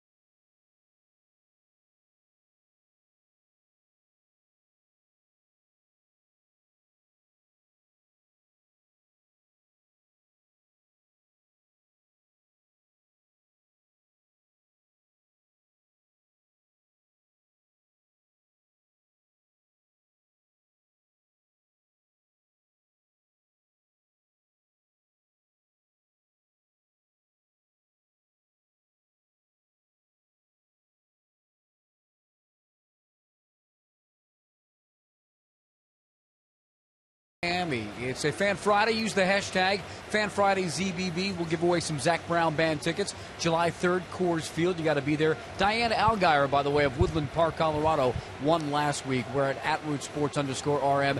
We're talking about the Hall of Fame. 76 years ago today, the first class was inducted. Who do you think should be in the Hall of Fame? Ex-players, current players. Well, Noah says the Todd father. Put him in. 17 years with the Rockies. You guys know the numbers. 2,500 hits, 1,400 runs and ribbies, 369 home runs. And I'll never forget Michael Kadire talking to me, Drew and Jeff, and saying the one thing that people always value, a character trait, is loyalty. And why does that not count for Todd Helton when you're talking about loyal to this franchise? Well, the numbers are really close. It'll be an interesting debate in a few years when Todd comes up. And I think that first year, because he's not going to get, if he gets in, it will not be clearly in year one. But what percentage does he get in year one? A lot of times that's a telltale sign as to whether a guy eventually will get him. We saw on the field, because he's a member of the Marlins front office as an advisor, we saw Andre Dawson tonight. And Andre Dawson, who had a marvelous career, he had to wait a while. Yeah, and for Hawk, he was playing on some teams there where he won MVP and the Cubs come in last place. I mean, it was tough for the Hawk, and also playing up in Montreal, you don't get as much exposure. Right, a lot of times a great player on a team that wasn't so strong. Prado, a deep fly ball to center his last time. He's got a 2-0 count now. Helton 5 times an All-Star, 3 Gold Gloves, probably could have won many more. 316 lifetime average, almost 600 doubles, 369 home runs. I just hope people 1,400 plus RBIs. For me, they're Hall of Fame numbers, but what will hurt him, debated this before, we discussed it before, unfortunately what will hurt him is the ballpark and the era that Todd played in. I think the ballpark is, we hear it all the time. Oh, Coors Field this, Coors Field that. If you can hit, you can hit. You can hit. He was one of the greatest hitters of his generation. That's up and in 3-1. And the reason I say that time frame, because there were so many people putting up prodigious numbers. But yeah. I hope and think he should get in. It'll be interesting, as I said, a few years from now. When that number is first year, what does it come in at? 35, 40%? This is hit well to left. Dickerson's going to watch it sail out, and Prado makes it 2-0. His 4th home run of the year. And that also extended a hit streak against the Rockies for Martin Prado to 17 games.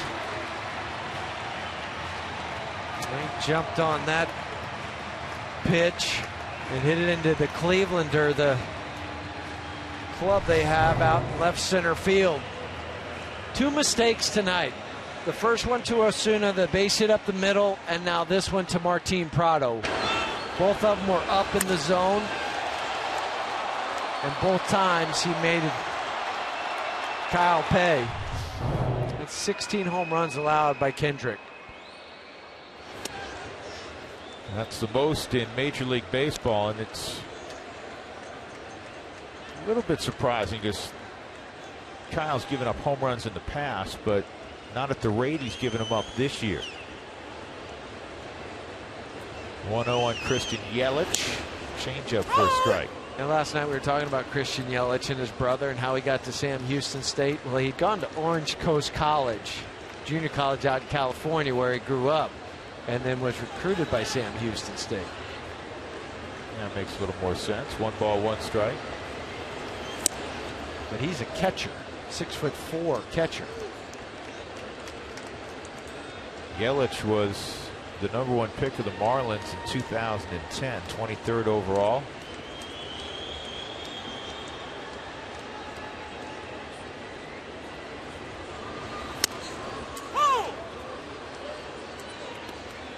Two balls, 2 strikes on Yelich. Nobody out in the 6th inning. Yelich came into the season a .285 hitter. He's down in the 220s right now.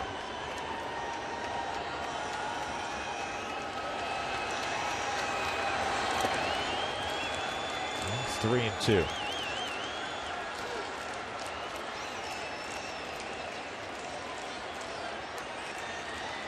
Giancarlo Stanton will be next.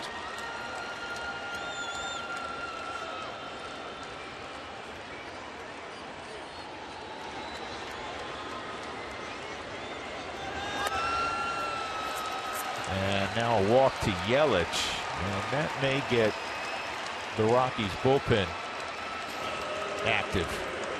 As we see Steve Foster come to the mound, check out the on-deck rooftop ticket package. It's available online only. It's the most affordable and flexible way to purchase rooftop tickets. Visit Rockies.com/rooftop for more information.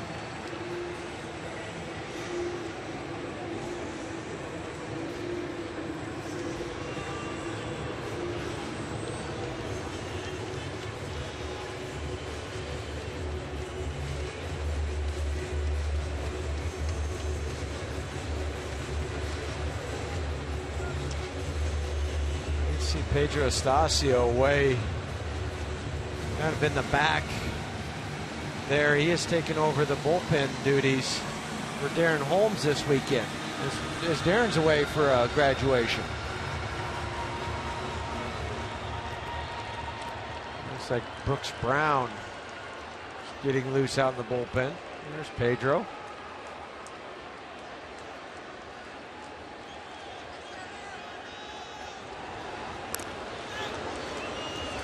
Stanton tonight a double down the third base line and a fly ball to center field.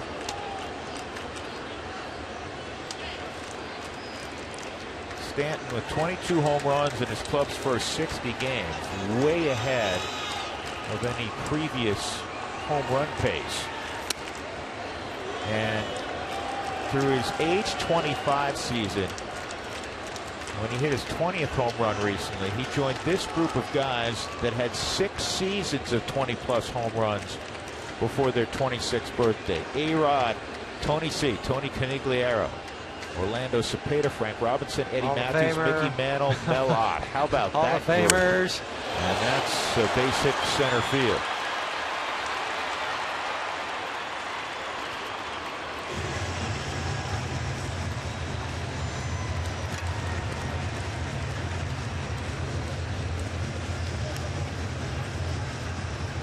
The home run by Prado, the walk, and now another very hard hit ball by Giancarlo Stanton. So Brooks Brown is up. Marcell Ozuna hit by a pitch, and then that lengthy at bat in which he thought he hit a 2-run home run, then he thought he hit a double, and then eventually he hit a single to center field to put the Marlins on the board in the 4th. Other than Stanton, this is the last guy you'd like to see right now. Got to get a double play. He's lucky he didn't get hurt with that pitch, Huey. That was elevated also. There are times you elevate on purpose. You understand that. But that's if you've been working down, everything. To change eye level. It's not usually a first pitch. No. You don't want to go up there. That's what a hitter's looking for. And that's a pop-up. You'll get an infield fly rule here. Paulson makes the catch. Justin Bour, who was 1 for 22 and then singled sharply to right in his last at bat in the 4th inning.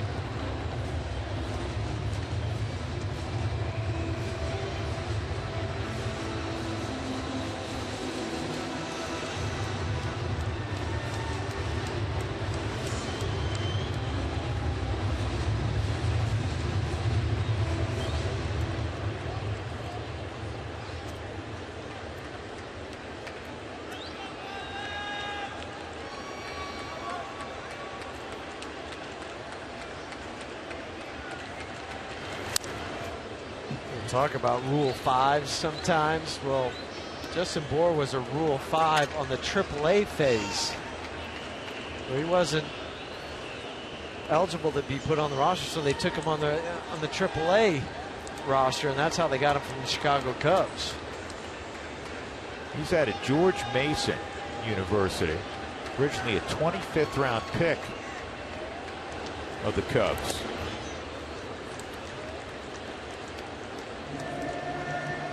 Again, with all the conversation on the amateur draft, you get a 25th rounder to the big leagues. Job well done for the player. Yeah, player development. Player development. Scout. Yep, originally the scout.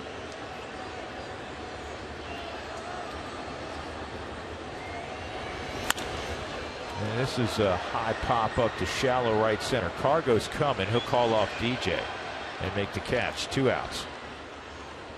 Well, the Rockies, it seems universal among experts, they feel that the Rockies had a terrific draft. I was reading earlier Jim Bowden, the former general manager who writes now for ESPN as an analyst for ESPN.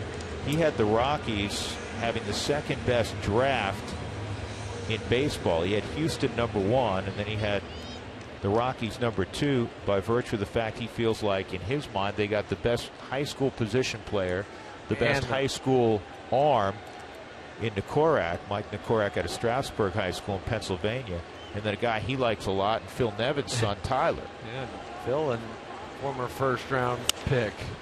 This is shallow left, and going out and making the play is Tulowitzki. So good pitching by Kyle Kendrick after 2 were on and nobody out. He gave up the home run to Prado. It's 2-0 as we go to the 7th.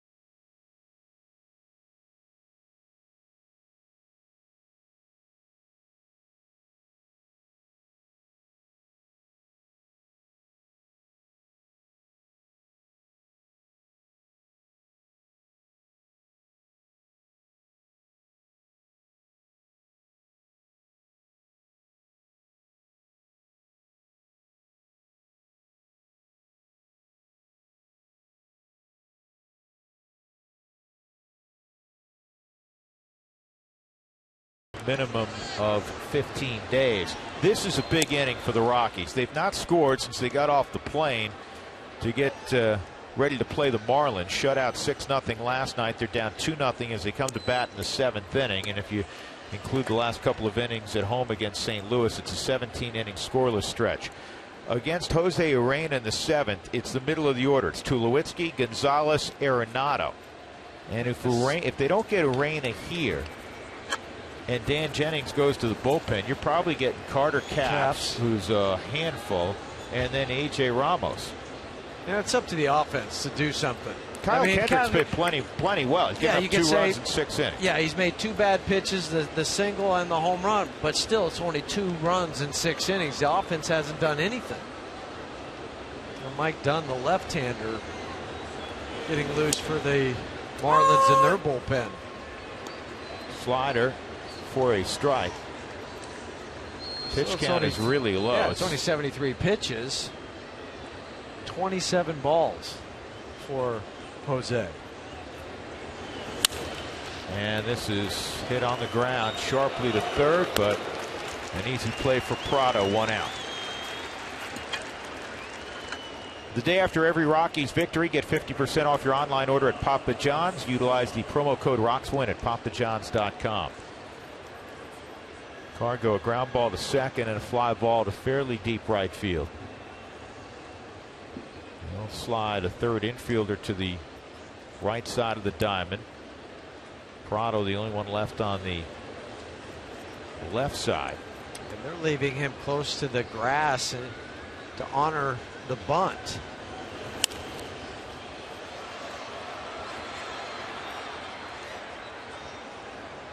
I'll tell you how young Jose Urena is and the energy that he plays with. That ball was fouled off over the third base dugout. Now Prado moves as you'd expect. Urena was in a half gallop going over there. Now they're going to switch it up. With 1 strike, they're not worried about the bunt anymore. So Prado will move over to the right side, and they'll have more range with Echeverria moving back to his normal spot on the left side at shortstop. 1-1. But you see that with young players when lower levels, the pitcher, he's involved. Go get it. Everybody's going to get it.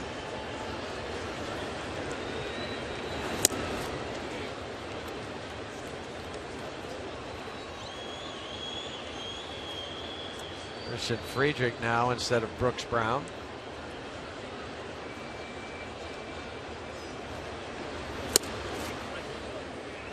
And it's 3 balls and a strike on Cargo. Arenado on deck. Dickerson after that. Shrink the strike zone here if you're Cargo. This ball is well hit to left field. Yelich going back, looking up, gone. Home run, Cargo, opposite field. And it's a 2-1 ball game, and the Rockies have their first run in South Florida. It's his 7th home run of the year. And we haven't seen him do that in a while. Go oppo, long ball. And this is a place, if you hit one out to the opposite field, you really hit it. It went almost as far as Martin Prado hit his last inning. Get everything going in that direction. And that time he kept that shoulder in the right shoulder and drove that baseball to left field. It was such a pretty swing when he's on time. So Cargo makes it a 2-1 game. And a rollover to the left side for Arenado. 2 outs. That was a glorious home run worth another look. Yeah, Yelich is going back thinking he's got a chance to make a play on it. And it still goes another 10 feet over the wall. Almost landed in the bar at the Clevelander. That would be enough for Jose tonight. They're going to go the left-hander, Mike Dunn, with 2 left-handers coming up in Corey and Ben.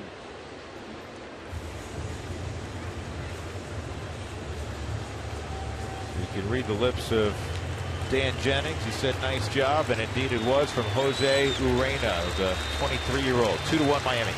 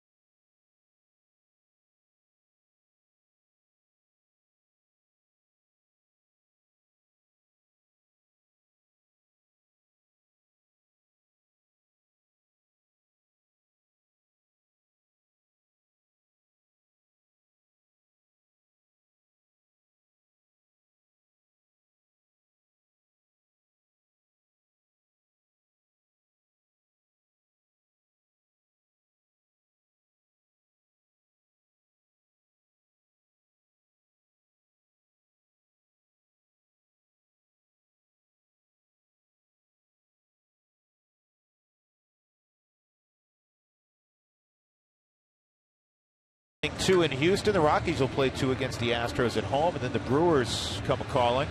And after that, it's the Diamondbacks in town. Monday will be an off day. Rockies haven't had an off day in a while. It'll be on June the 22nd. So Jose Urena goes 6 2/3. He allows a run on 6 hits. The home run by Cargo a moment ago. He didn't walk anybody. Struck out 1. And Mike Dunn comes on with 2 outs here in the 7th inning. And Corey Dickerson, who doubled in the 2nd and hit a ground ball to 2nd in the 5th inning, will come up. And the big number for Dunn. He's a left-handed specialist at 189 versus lefties. Just 7 for 37. Has not given up a home run to a left-handed batter this year. He's been around a long time. They already have Carter Capps warming up in their bullpen. The leaper. That's one word to describe it. Now, he doesn't hop as dramatically in the bullpen off the mound. Here's a slider.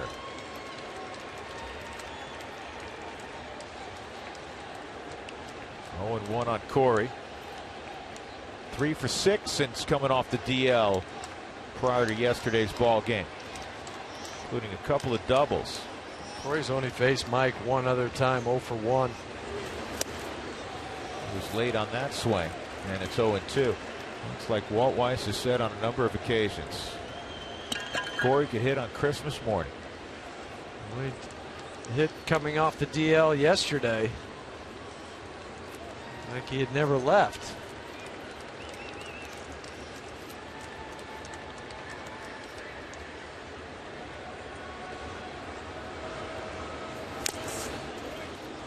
Got enough of it that it went off the glove of JT Realmuto. Mike still throws hard, 95 miles an hour on that last pitch.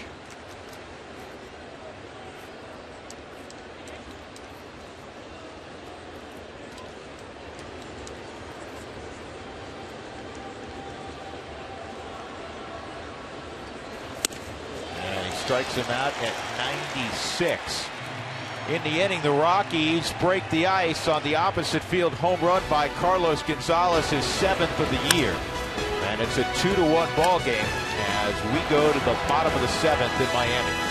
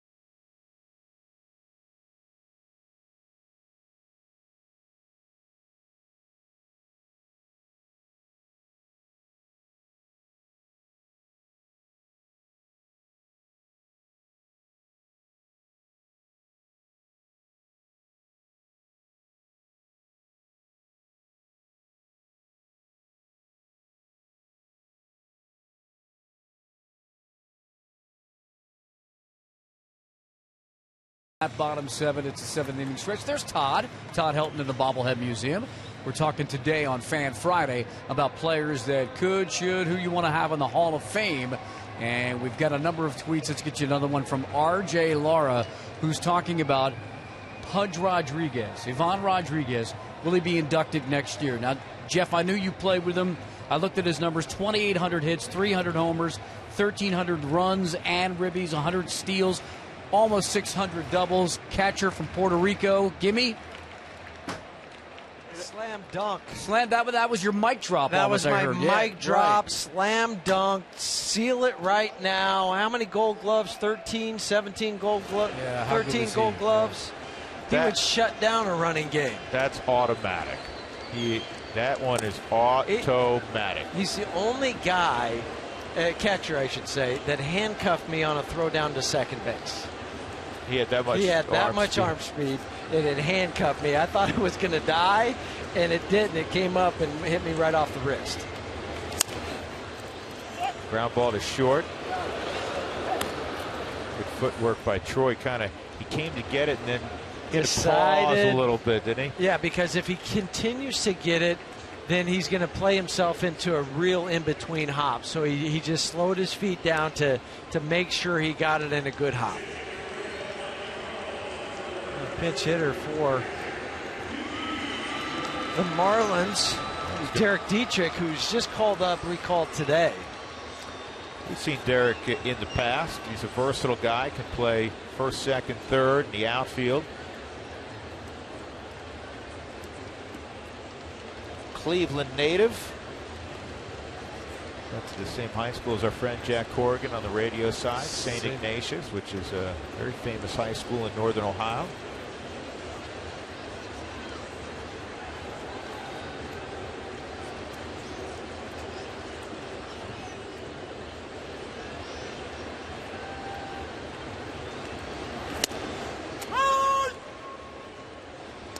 Strike one on Dietrich.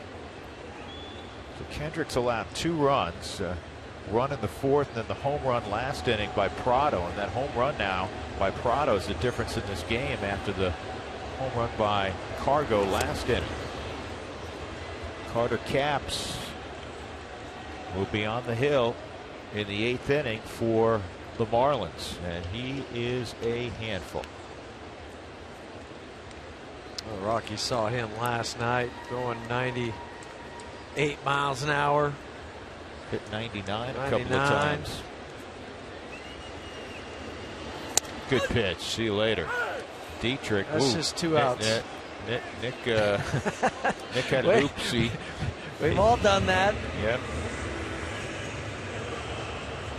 We've all had that momentary lapse, thinking it's 3 outs, take a couple steps to the dugout. And when nobody else goes, you're feeling like a guy that just would like to crawl in a hole. Speaking of crawling in a hole, I'm sure that's how Dietrich feels. Comes back to the big leagues and doesn't move the bat on 3 pitches coming off the bench. Here's D. Gordon. And I'm sure that happened to you at some point in your career where you took 3 pitches for a strike and turned around. And that's got to be really frustrating. Especially as a pinch hitter when you just get recalled, because what's your natural reaction is, I'm going up there firing at the first pitch. I'm all amped up. Gordon lays down a bunt. Kendrick slipped as he was throwing it, and it's an infield single. The 7th bunt single of the year for D. Gordon. And this is a play that's easier for Nolan. And this, just listen to this, because you'll hear him call for it. Just take a listen. You can hear him say, I got it, I got it, I got it. And instead of getting out of the way, Kyle fields it and has to fire it to first off the bag. And as great as Nolan is, I don't know if he's going to get him. That bunt was in a perfect spot, Huey. I don't know if he would have, but it would have been an easier play for Nolan to do it. And you know D. Gordon's going to look to run here with Prado at the plate and 2 outs in a 1-run game. He's got 20 bags. I would throw over 2 or 3 times. Try to wear him out with the legs and the lead and the diving back, or a hold and then a step off. And Billy Hamilton has more stolen bases.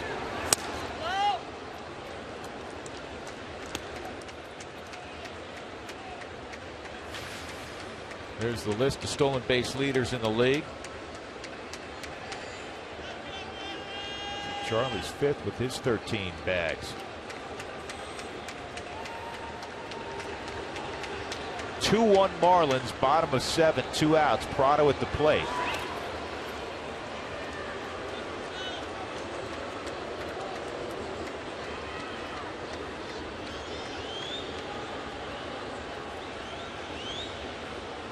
Pretty big lead at first base for D. Gordon.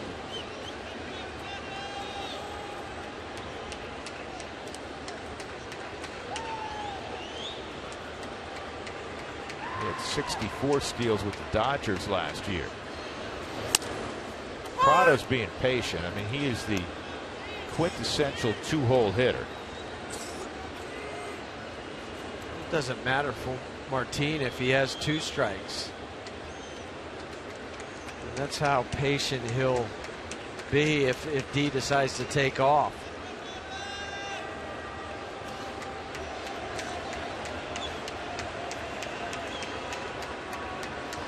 He goes.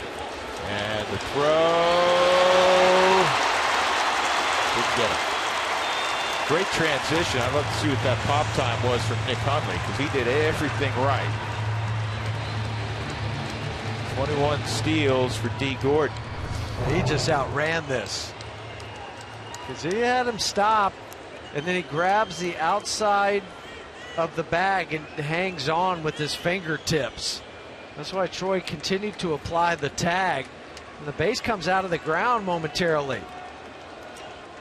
And the fingers get pinched back underneath.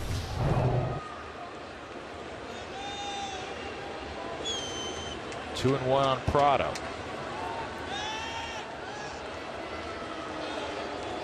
That's a good idea, showing the inside move there. Because I've seen guys that'll steal second and then immediately on the next pitch steal third. And that's why Kyle did what you said, Drew, do that inside move.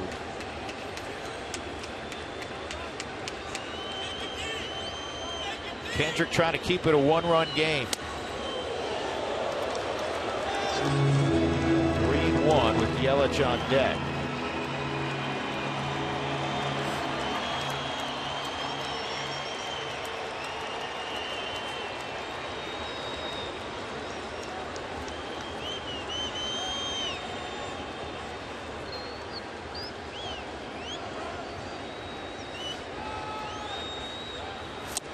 Good changeup. Real good changeup. Martin Prado out on the front foot.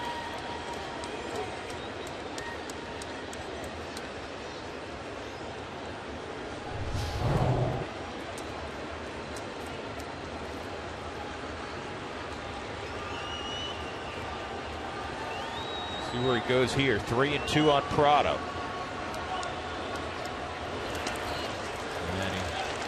Spikes a breaking ball. So Prado will go to first, and that'll bring up Yelich, who's 1 for 2 and a walk. I think they're going to the left-hander, Christian Friedrich. Pitch to Yelich.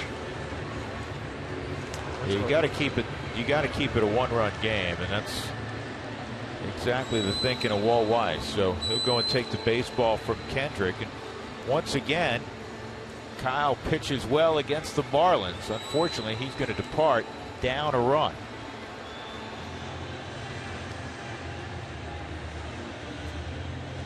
When we come back, Friedrich will face Yelich.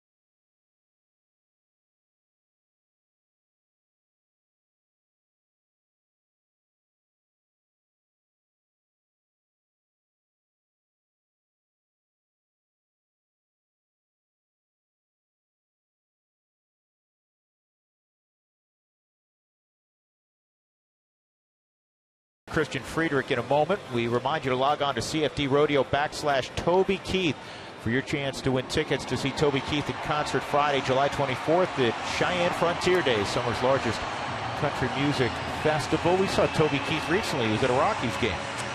Yeah, when the Dodgers were in town. Yep. Well, Friedrich has been good against lefties. They've hit .250 against him. His assignment is simple: get Christian Yelich. Giancarlo Stanton is on deck. Rockies don't want to see him till the 8th inning. Oh, so you have one job and one job only if you're Christian, to get this guy. Yelich had .222 batting average against left-handed batters. Or, excuse me, left-handed pitcher.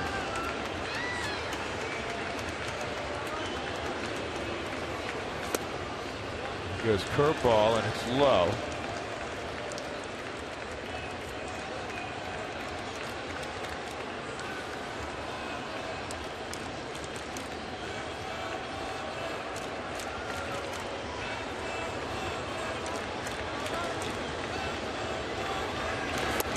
And 2-0.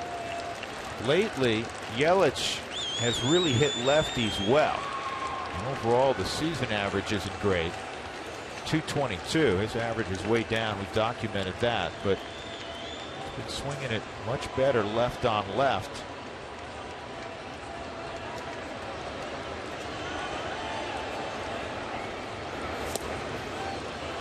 And Friedrich gets him to chase a pitch out of the zone. A little bit of a gift from Christian Yelich. Christian Friedrich. Now, last year he hit .317 against lefties, which is the 3rd best mark by a Marlins player left on left in their history. Cliff Floyd has the top 2 marks. 2 on, a 2-1 pitch with 2 outs. Fastball's high, and it's 3-1.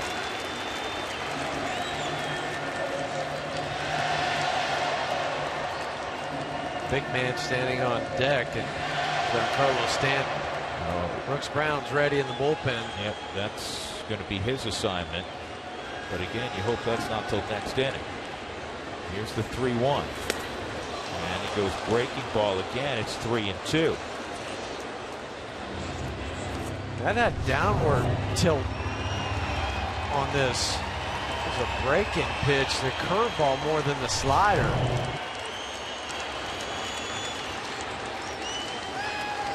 You probably have him really thinking now. You can throw him just about anything. Put something away from him. It's a breaking ball, and he gets a ground ball to second. So Friedrich fell behind, but he got the job done. He gets Yelich with 2 men on. We'll move to the 8th inning. The Rockies down 2-1. Good performance by Kyle Kendrick.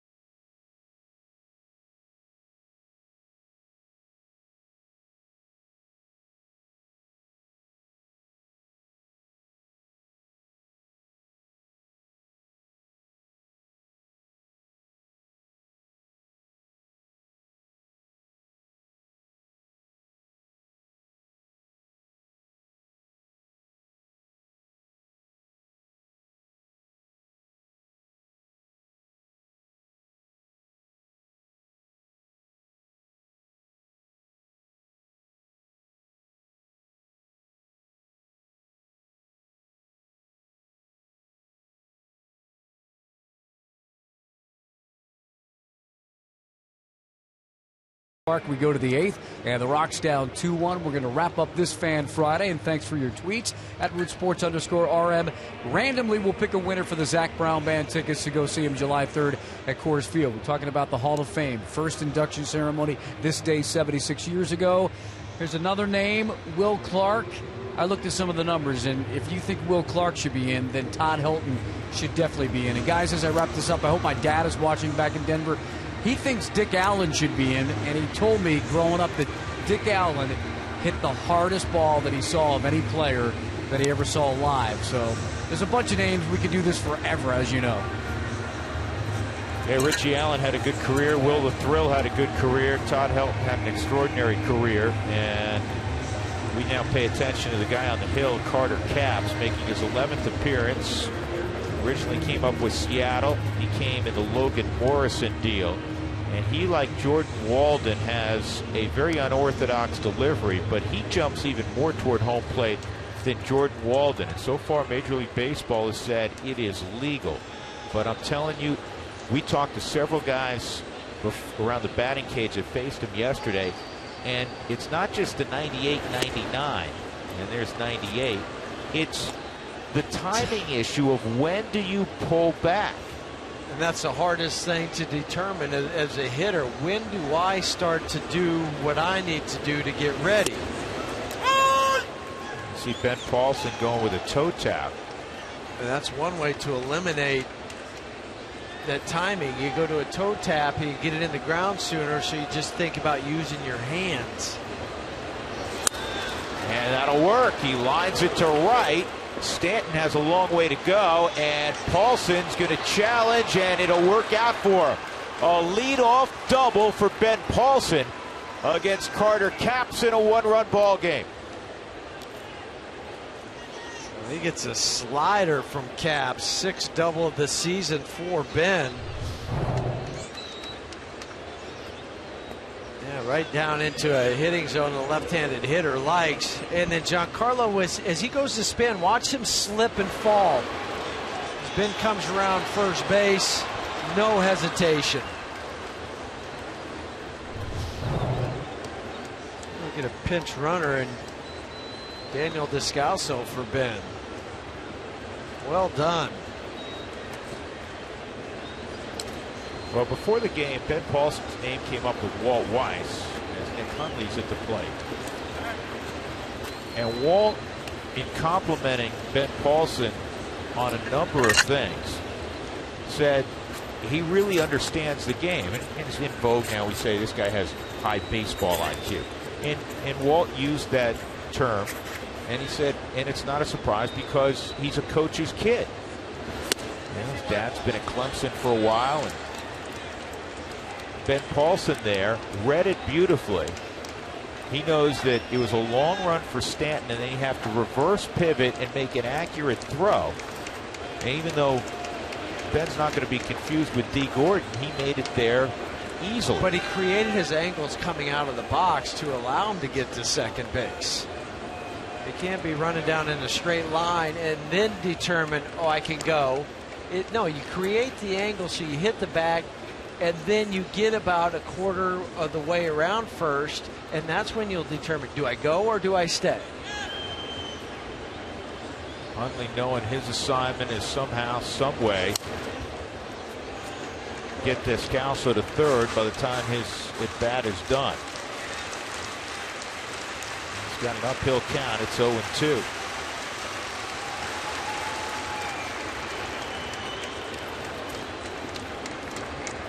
Rafael and Noah's come to the on-deck circle.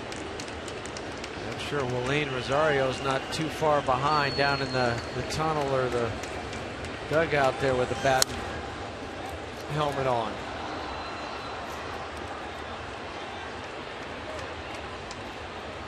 Hey fans, it's time to vote for your Rockies All-Stars. Vote 35 times on the 2015 Eastern's MLB All-Star Game, ballot exclusively at Rockies.com.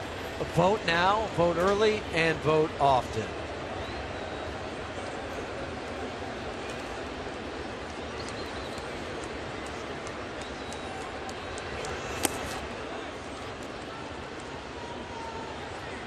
You talk about managerial moves.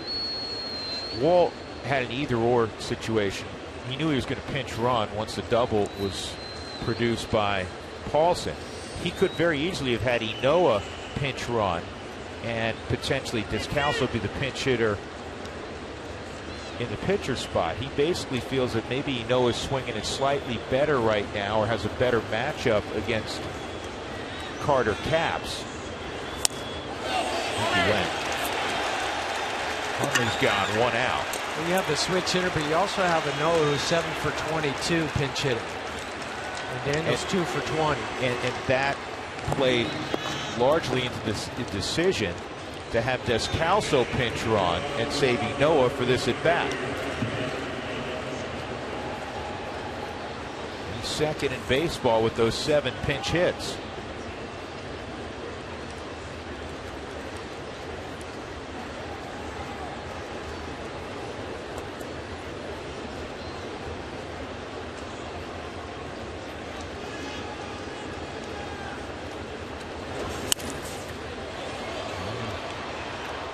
Fouls the first pitch off, boring in on his hands at 98.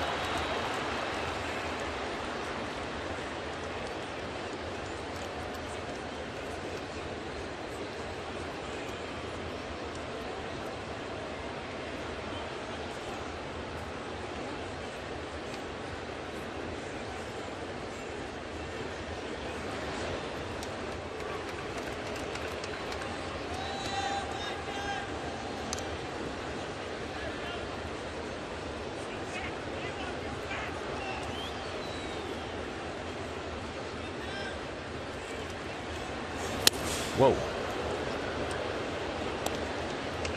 Capps had some issues in the minor leagues. In fact, earlier this year, he was called for a ball twice for disengaging the rubber. There's nothing that specifies in the rule book, though, contrary to what most of us think, me included, that it has to, your foot has to stay on it once you begin your throwing motion. They tell him as long as he doesn't jump up in the air, that he keeps his foot in contact with the ground.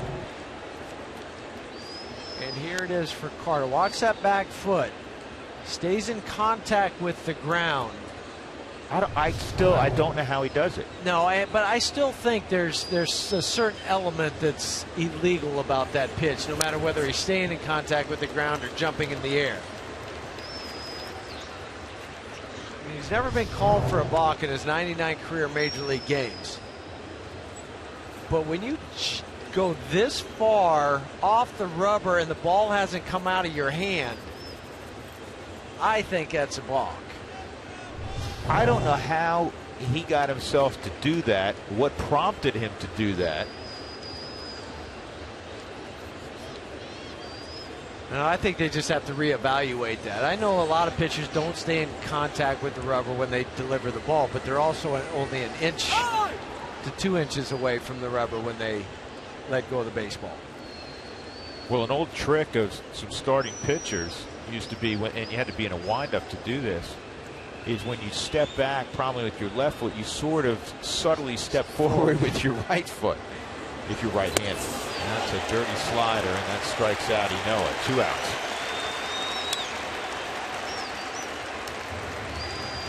Two gone. It'll be up to Charlie Blackmon. Still standing at second, Daniel Descalso. Who wants tacos? Fans follow @RootsSports_RM on Twitter to receive alerts for the Rockies taco special when the Rockies score 7 or more runs. So Blackmon,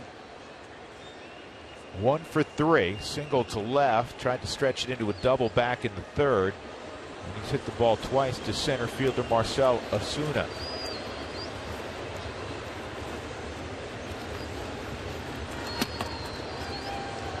Blackmon did not see Capps last night.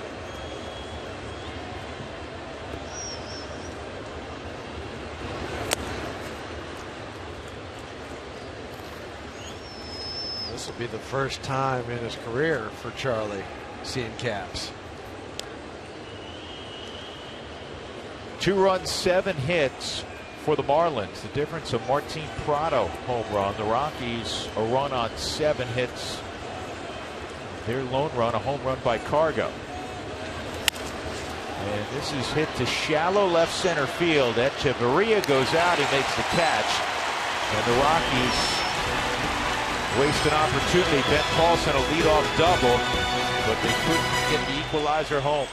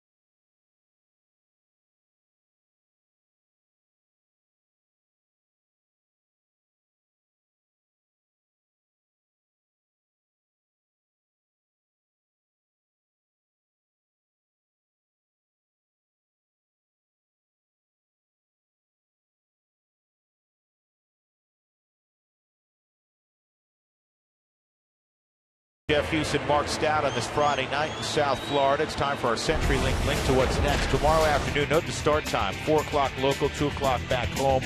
We're on the air with our pregame show at 1:30 here on Root Sports. David Hale, who's pitched so very well for the Rockies, will be opposed by a guy coming off the disabled list, Matt Latos. Rockies familiar with him from his days with the Padres. So it's Hale against Latos tomorrow. Again, join us for the pregame show beginning at 1:30 in the Mountain Time Zone. The Rockies leave Descalso in at first base as he ran for Ben Paulson, and Scott Oberg will come on and try to keep it a one-run game. And he's got Stanton, Osuna, and Justin Bour. First pitch up and in on Giancarlo. 2 hits tonight. He had 2 hits yesterday. Double and a single for Stanton. Also a fly ball to center field. The 1-0, a good breaking ball for a strike. If it wasn't for the Dodgers, Scott Oberg's ERA would be much lower. He's given up 9 earned runs, 7 to the Dodgers. They had that game earlier in the year where he had three home runs in 1 inning against them. Other than that, honestly, he has been as the Rockies thought he'd be. A hard fastball, curveball, slider. Really good stuff, because that fastball has a lot of movement to it like that at 95. That dropped under the bat. Late movement. You saw everything that people talk about when you see a hard sinking fastball. That was it. And it was late. Stanton tried to do everything to open the hips to get to it. Trying to go back to the same delivery. Missed. It's 3-2.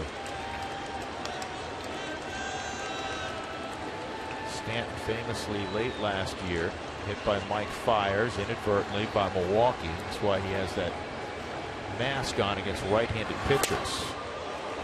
And ball 4, so Oberg loses him. Fans, be sure to check out Great Clips charity cuts on June 18th. Stop by the Great Clips kiosk near left field for a free haircut from a Great Clips stylist, with all donations going to Colorado Rockies charities. I have to find a Great Clips tomorrow. Well, if not, then you can wait till Thursday when we get home. It's a day game. Go in a little bit early and get it done. Okay, thank you. That's a good plan.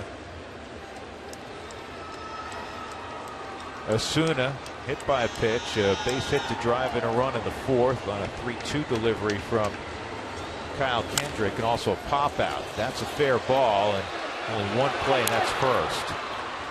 Good hustle by Nick Hundley. He moves very well for a catcher. And good communication between Nick and Scott.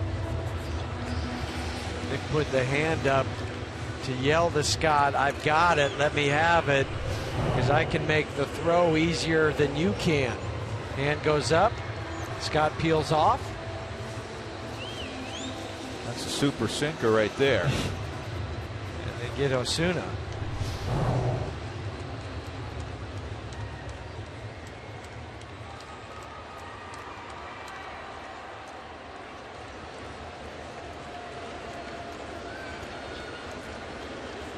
Justin Bour, a single back in the fourth inning, and he gets a curveball dropped on the outer portion of the plate. It's 0-1. In the ninth inning, the Rockies will see A.J. Ramos. They'll have LeMahieu, Tulowitzki, Gonzalez.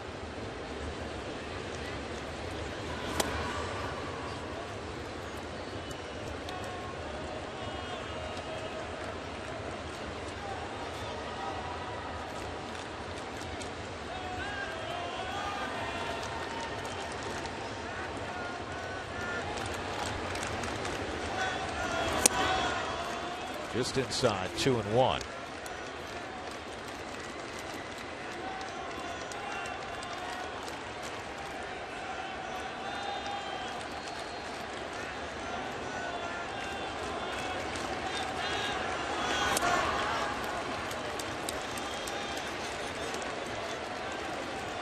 Good job of laying off that pitch from Bour.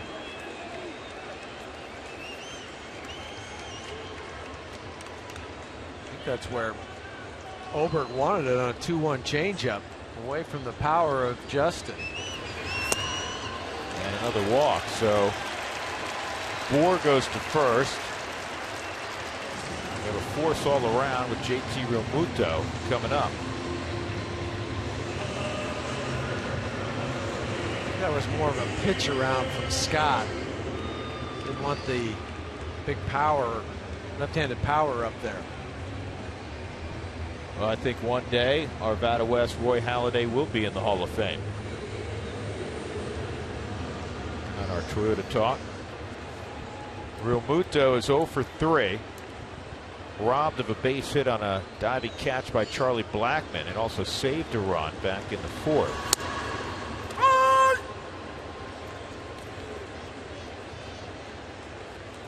Roy threw a perfect game against these Marlins.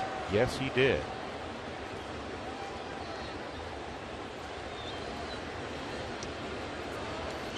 Be an easy guy to double. He runs well. Roy Halladay, almost 100 games over 500 in his career. 203 and 105, 338 lifetime ERA. And for me, the criteria for Hall of Fame: were you one of the most dominant players of your playing period? And certainly Roy Halladay fits that bill. And then some. 0-2.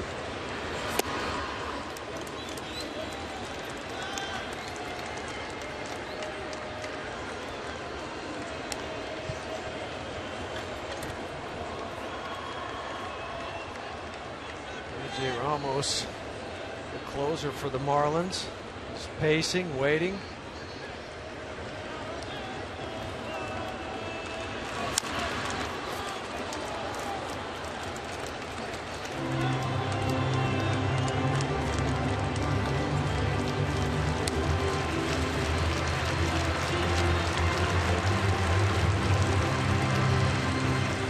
Marlins won last night 6-0 over the Rockies. That snapped a 3-game losing streak, all 3 games coming in Toronto. The Rockies, game 2 of a 6-game road trip. Did good on the road, and that is chopped foul. Not sure how he got a piece of that. That had good movement. I'm glad you said that. As I was about to say, that's 2 outs. See that pitch finished on the forward strike zone.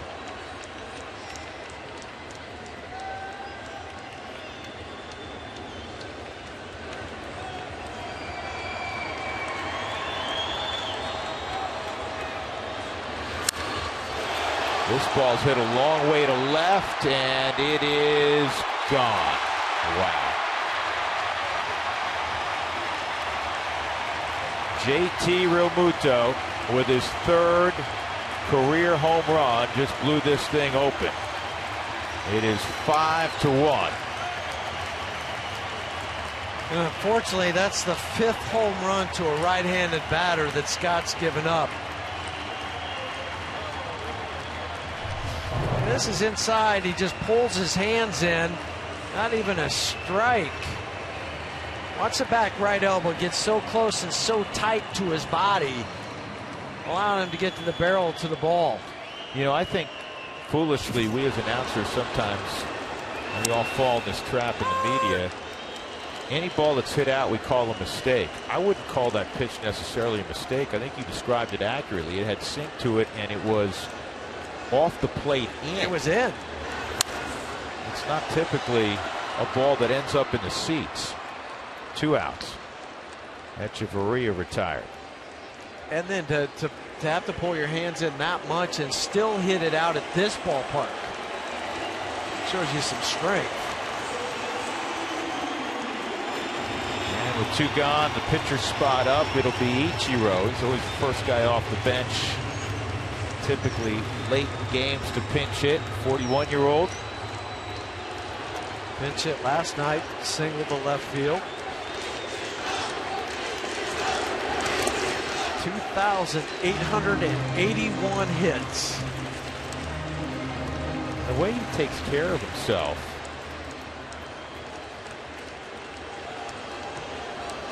Again, I have no idea how long he wants to play, but he still can play defense. He doesn't run like he used to, but he's still a useful player coming off a bench as an extra outfielder.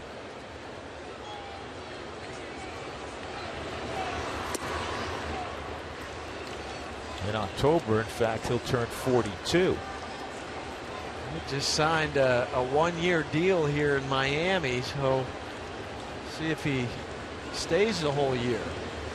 If somebody doesn't come calling for his services. You wonder if either later this year or maybe next year, we haven't seen Seattle, so I don't know the composition of their roster, their outfield, all that well, but you wonder if that's where he ends up finishing the U.S. portion of his Hall of Fame career. Not sure, but if he did, it'd be fitting. Yes, it would. 3-2.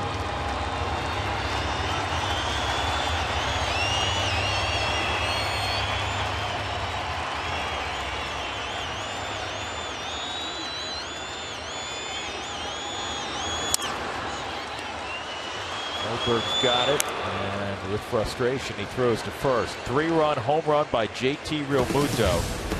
And what was a 2-1 game about 10 minutes ago is now a 5-1 game going to the 9th.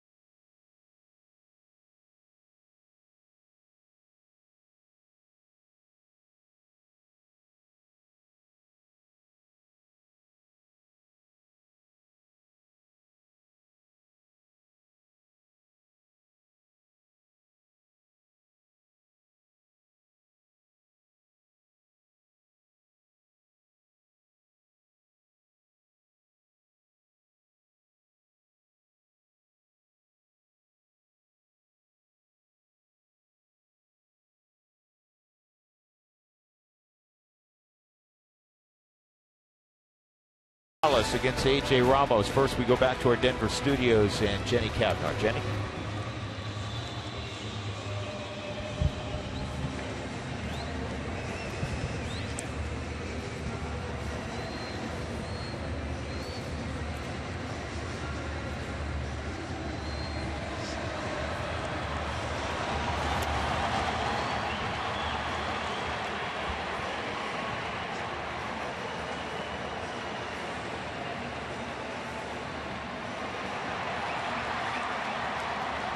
All right, guys, thanks very much. A.J. Ramos, even though it's no longer a safe situation, was warming up, and he will take the baseball here in the top of the 9th inning for the 29th time, and they have not missed a beat with Ramos taking over for an ineffective Steve Cishek, who was sent out to New Orleans. Well, and they needed somebody because Cishek was not good, and they sent him out to AAA. Since he took over on May 13th in 12 games, he's only given up 8 hits, except for 8 saves. And I know this isn't a save situation, just 3 earned runs allowed. He's got a great arm also, mid-90s with the fastball. The first pitch in there, strike 1 on DJ. He had a single back in the first inning. LeMahieu with a .351 average.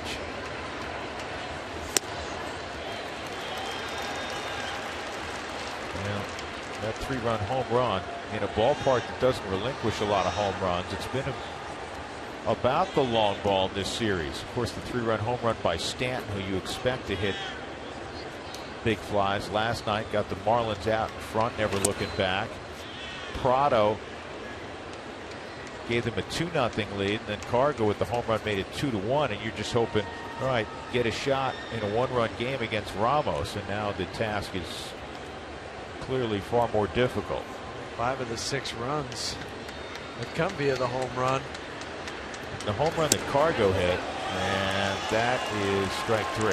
The home run Cargo hit, just the 13th home run hit by the opposition at Marlins Park this year. Just 33 total at this ballpark. Right. I mean, that just shows you how few balls get out of here. Kauffman Stadium, AT&T, we're not surprised about that. And then in a couple weeks, the Rockies will be out at Oakland Coliseum.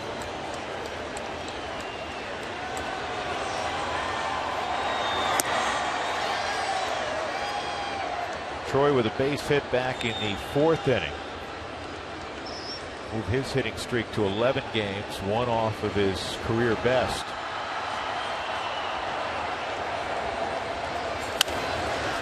And let's bounce to 3rd.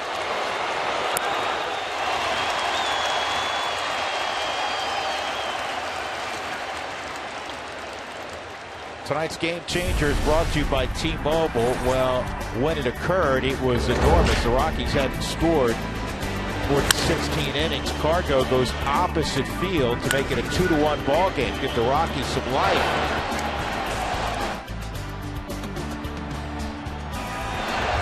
Cargo at the plate here, 2 outs, nobody on, with the Rockies down 5-1.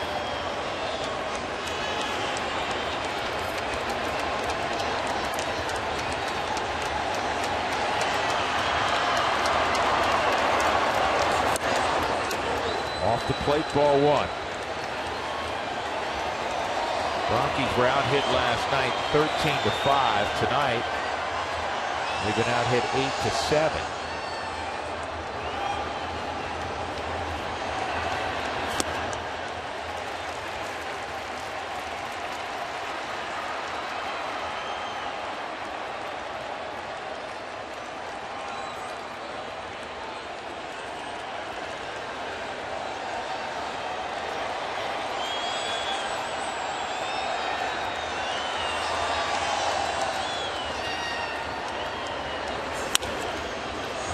A high fly ball to shallow center. It should do it as soon as there, and that's the ball game.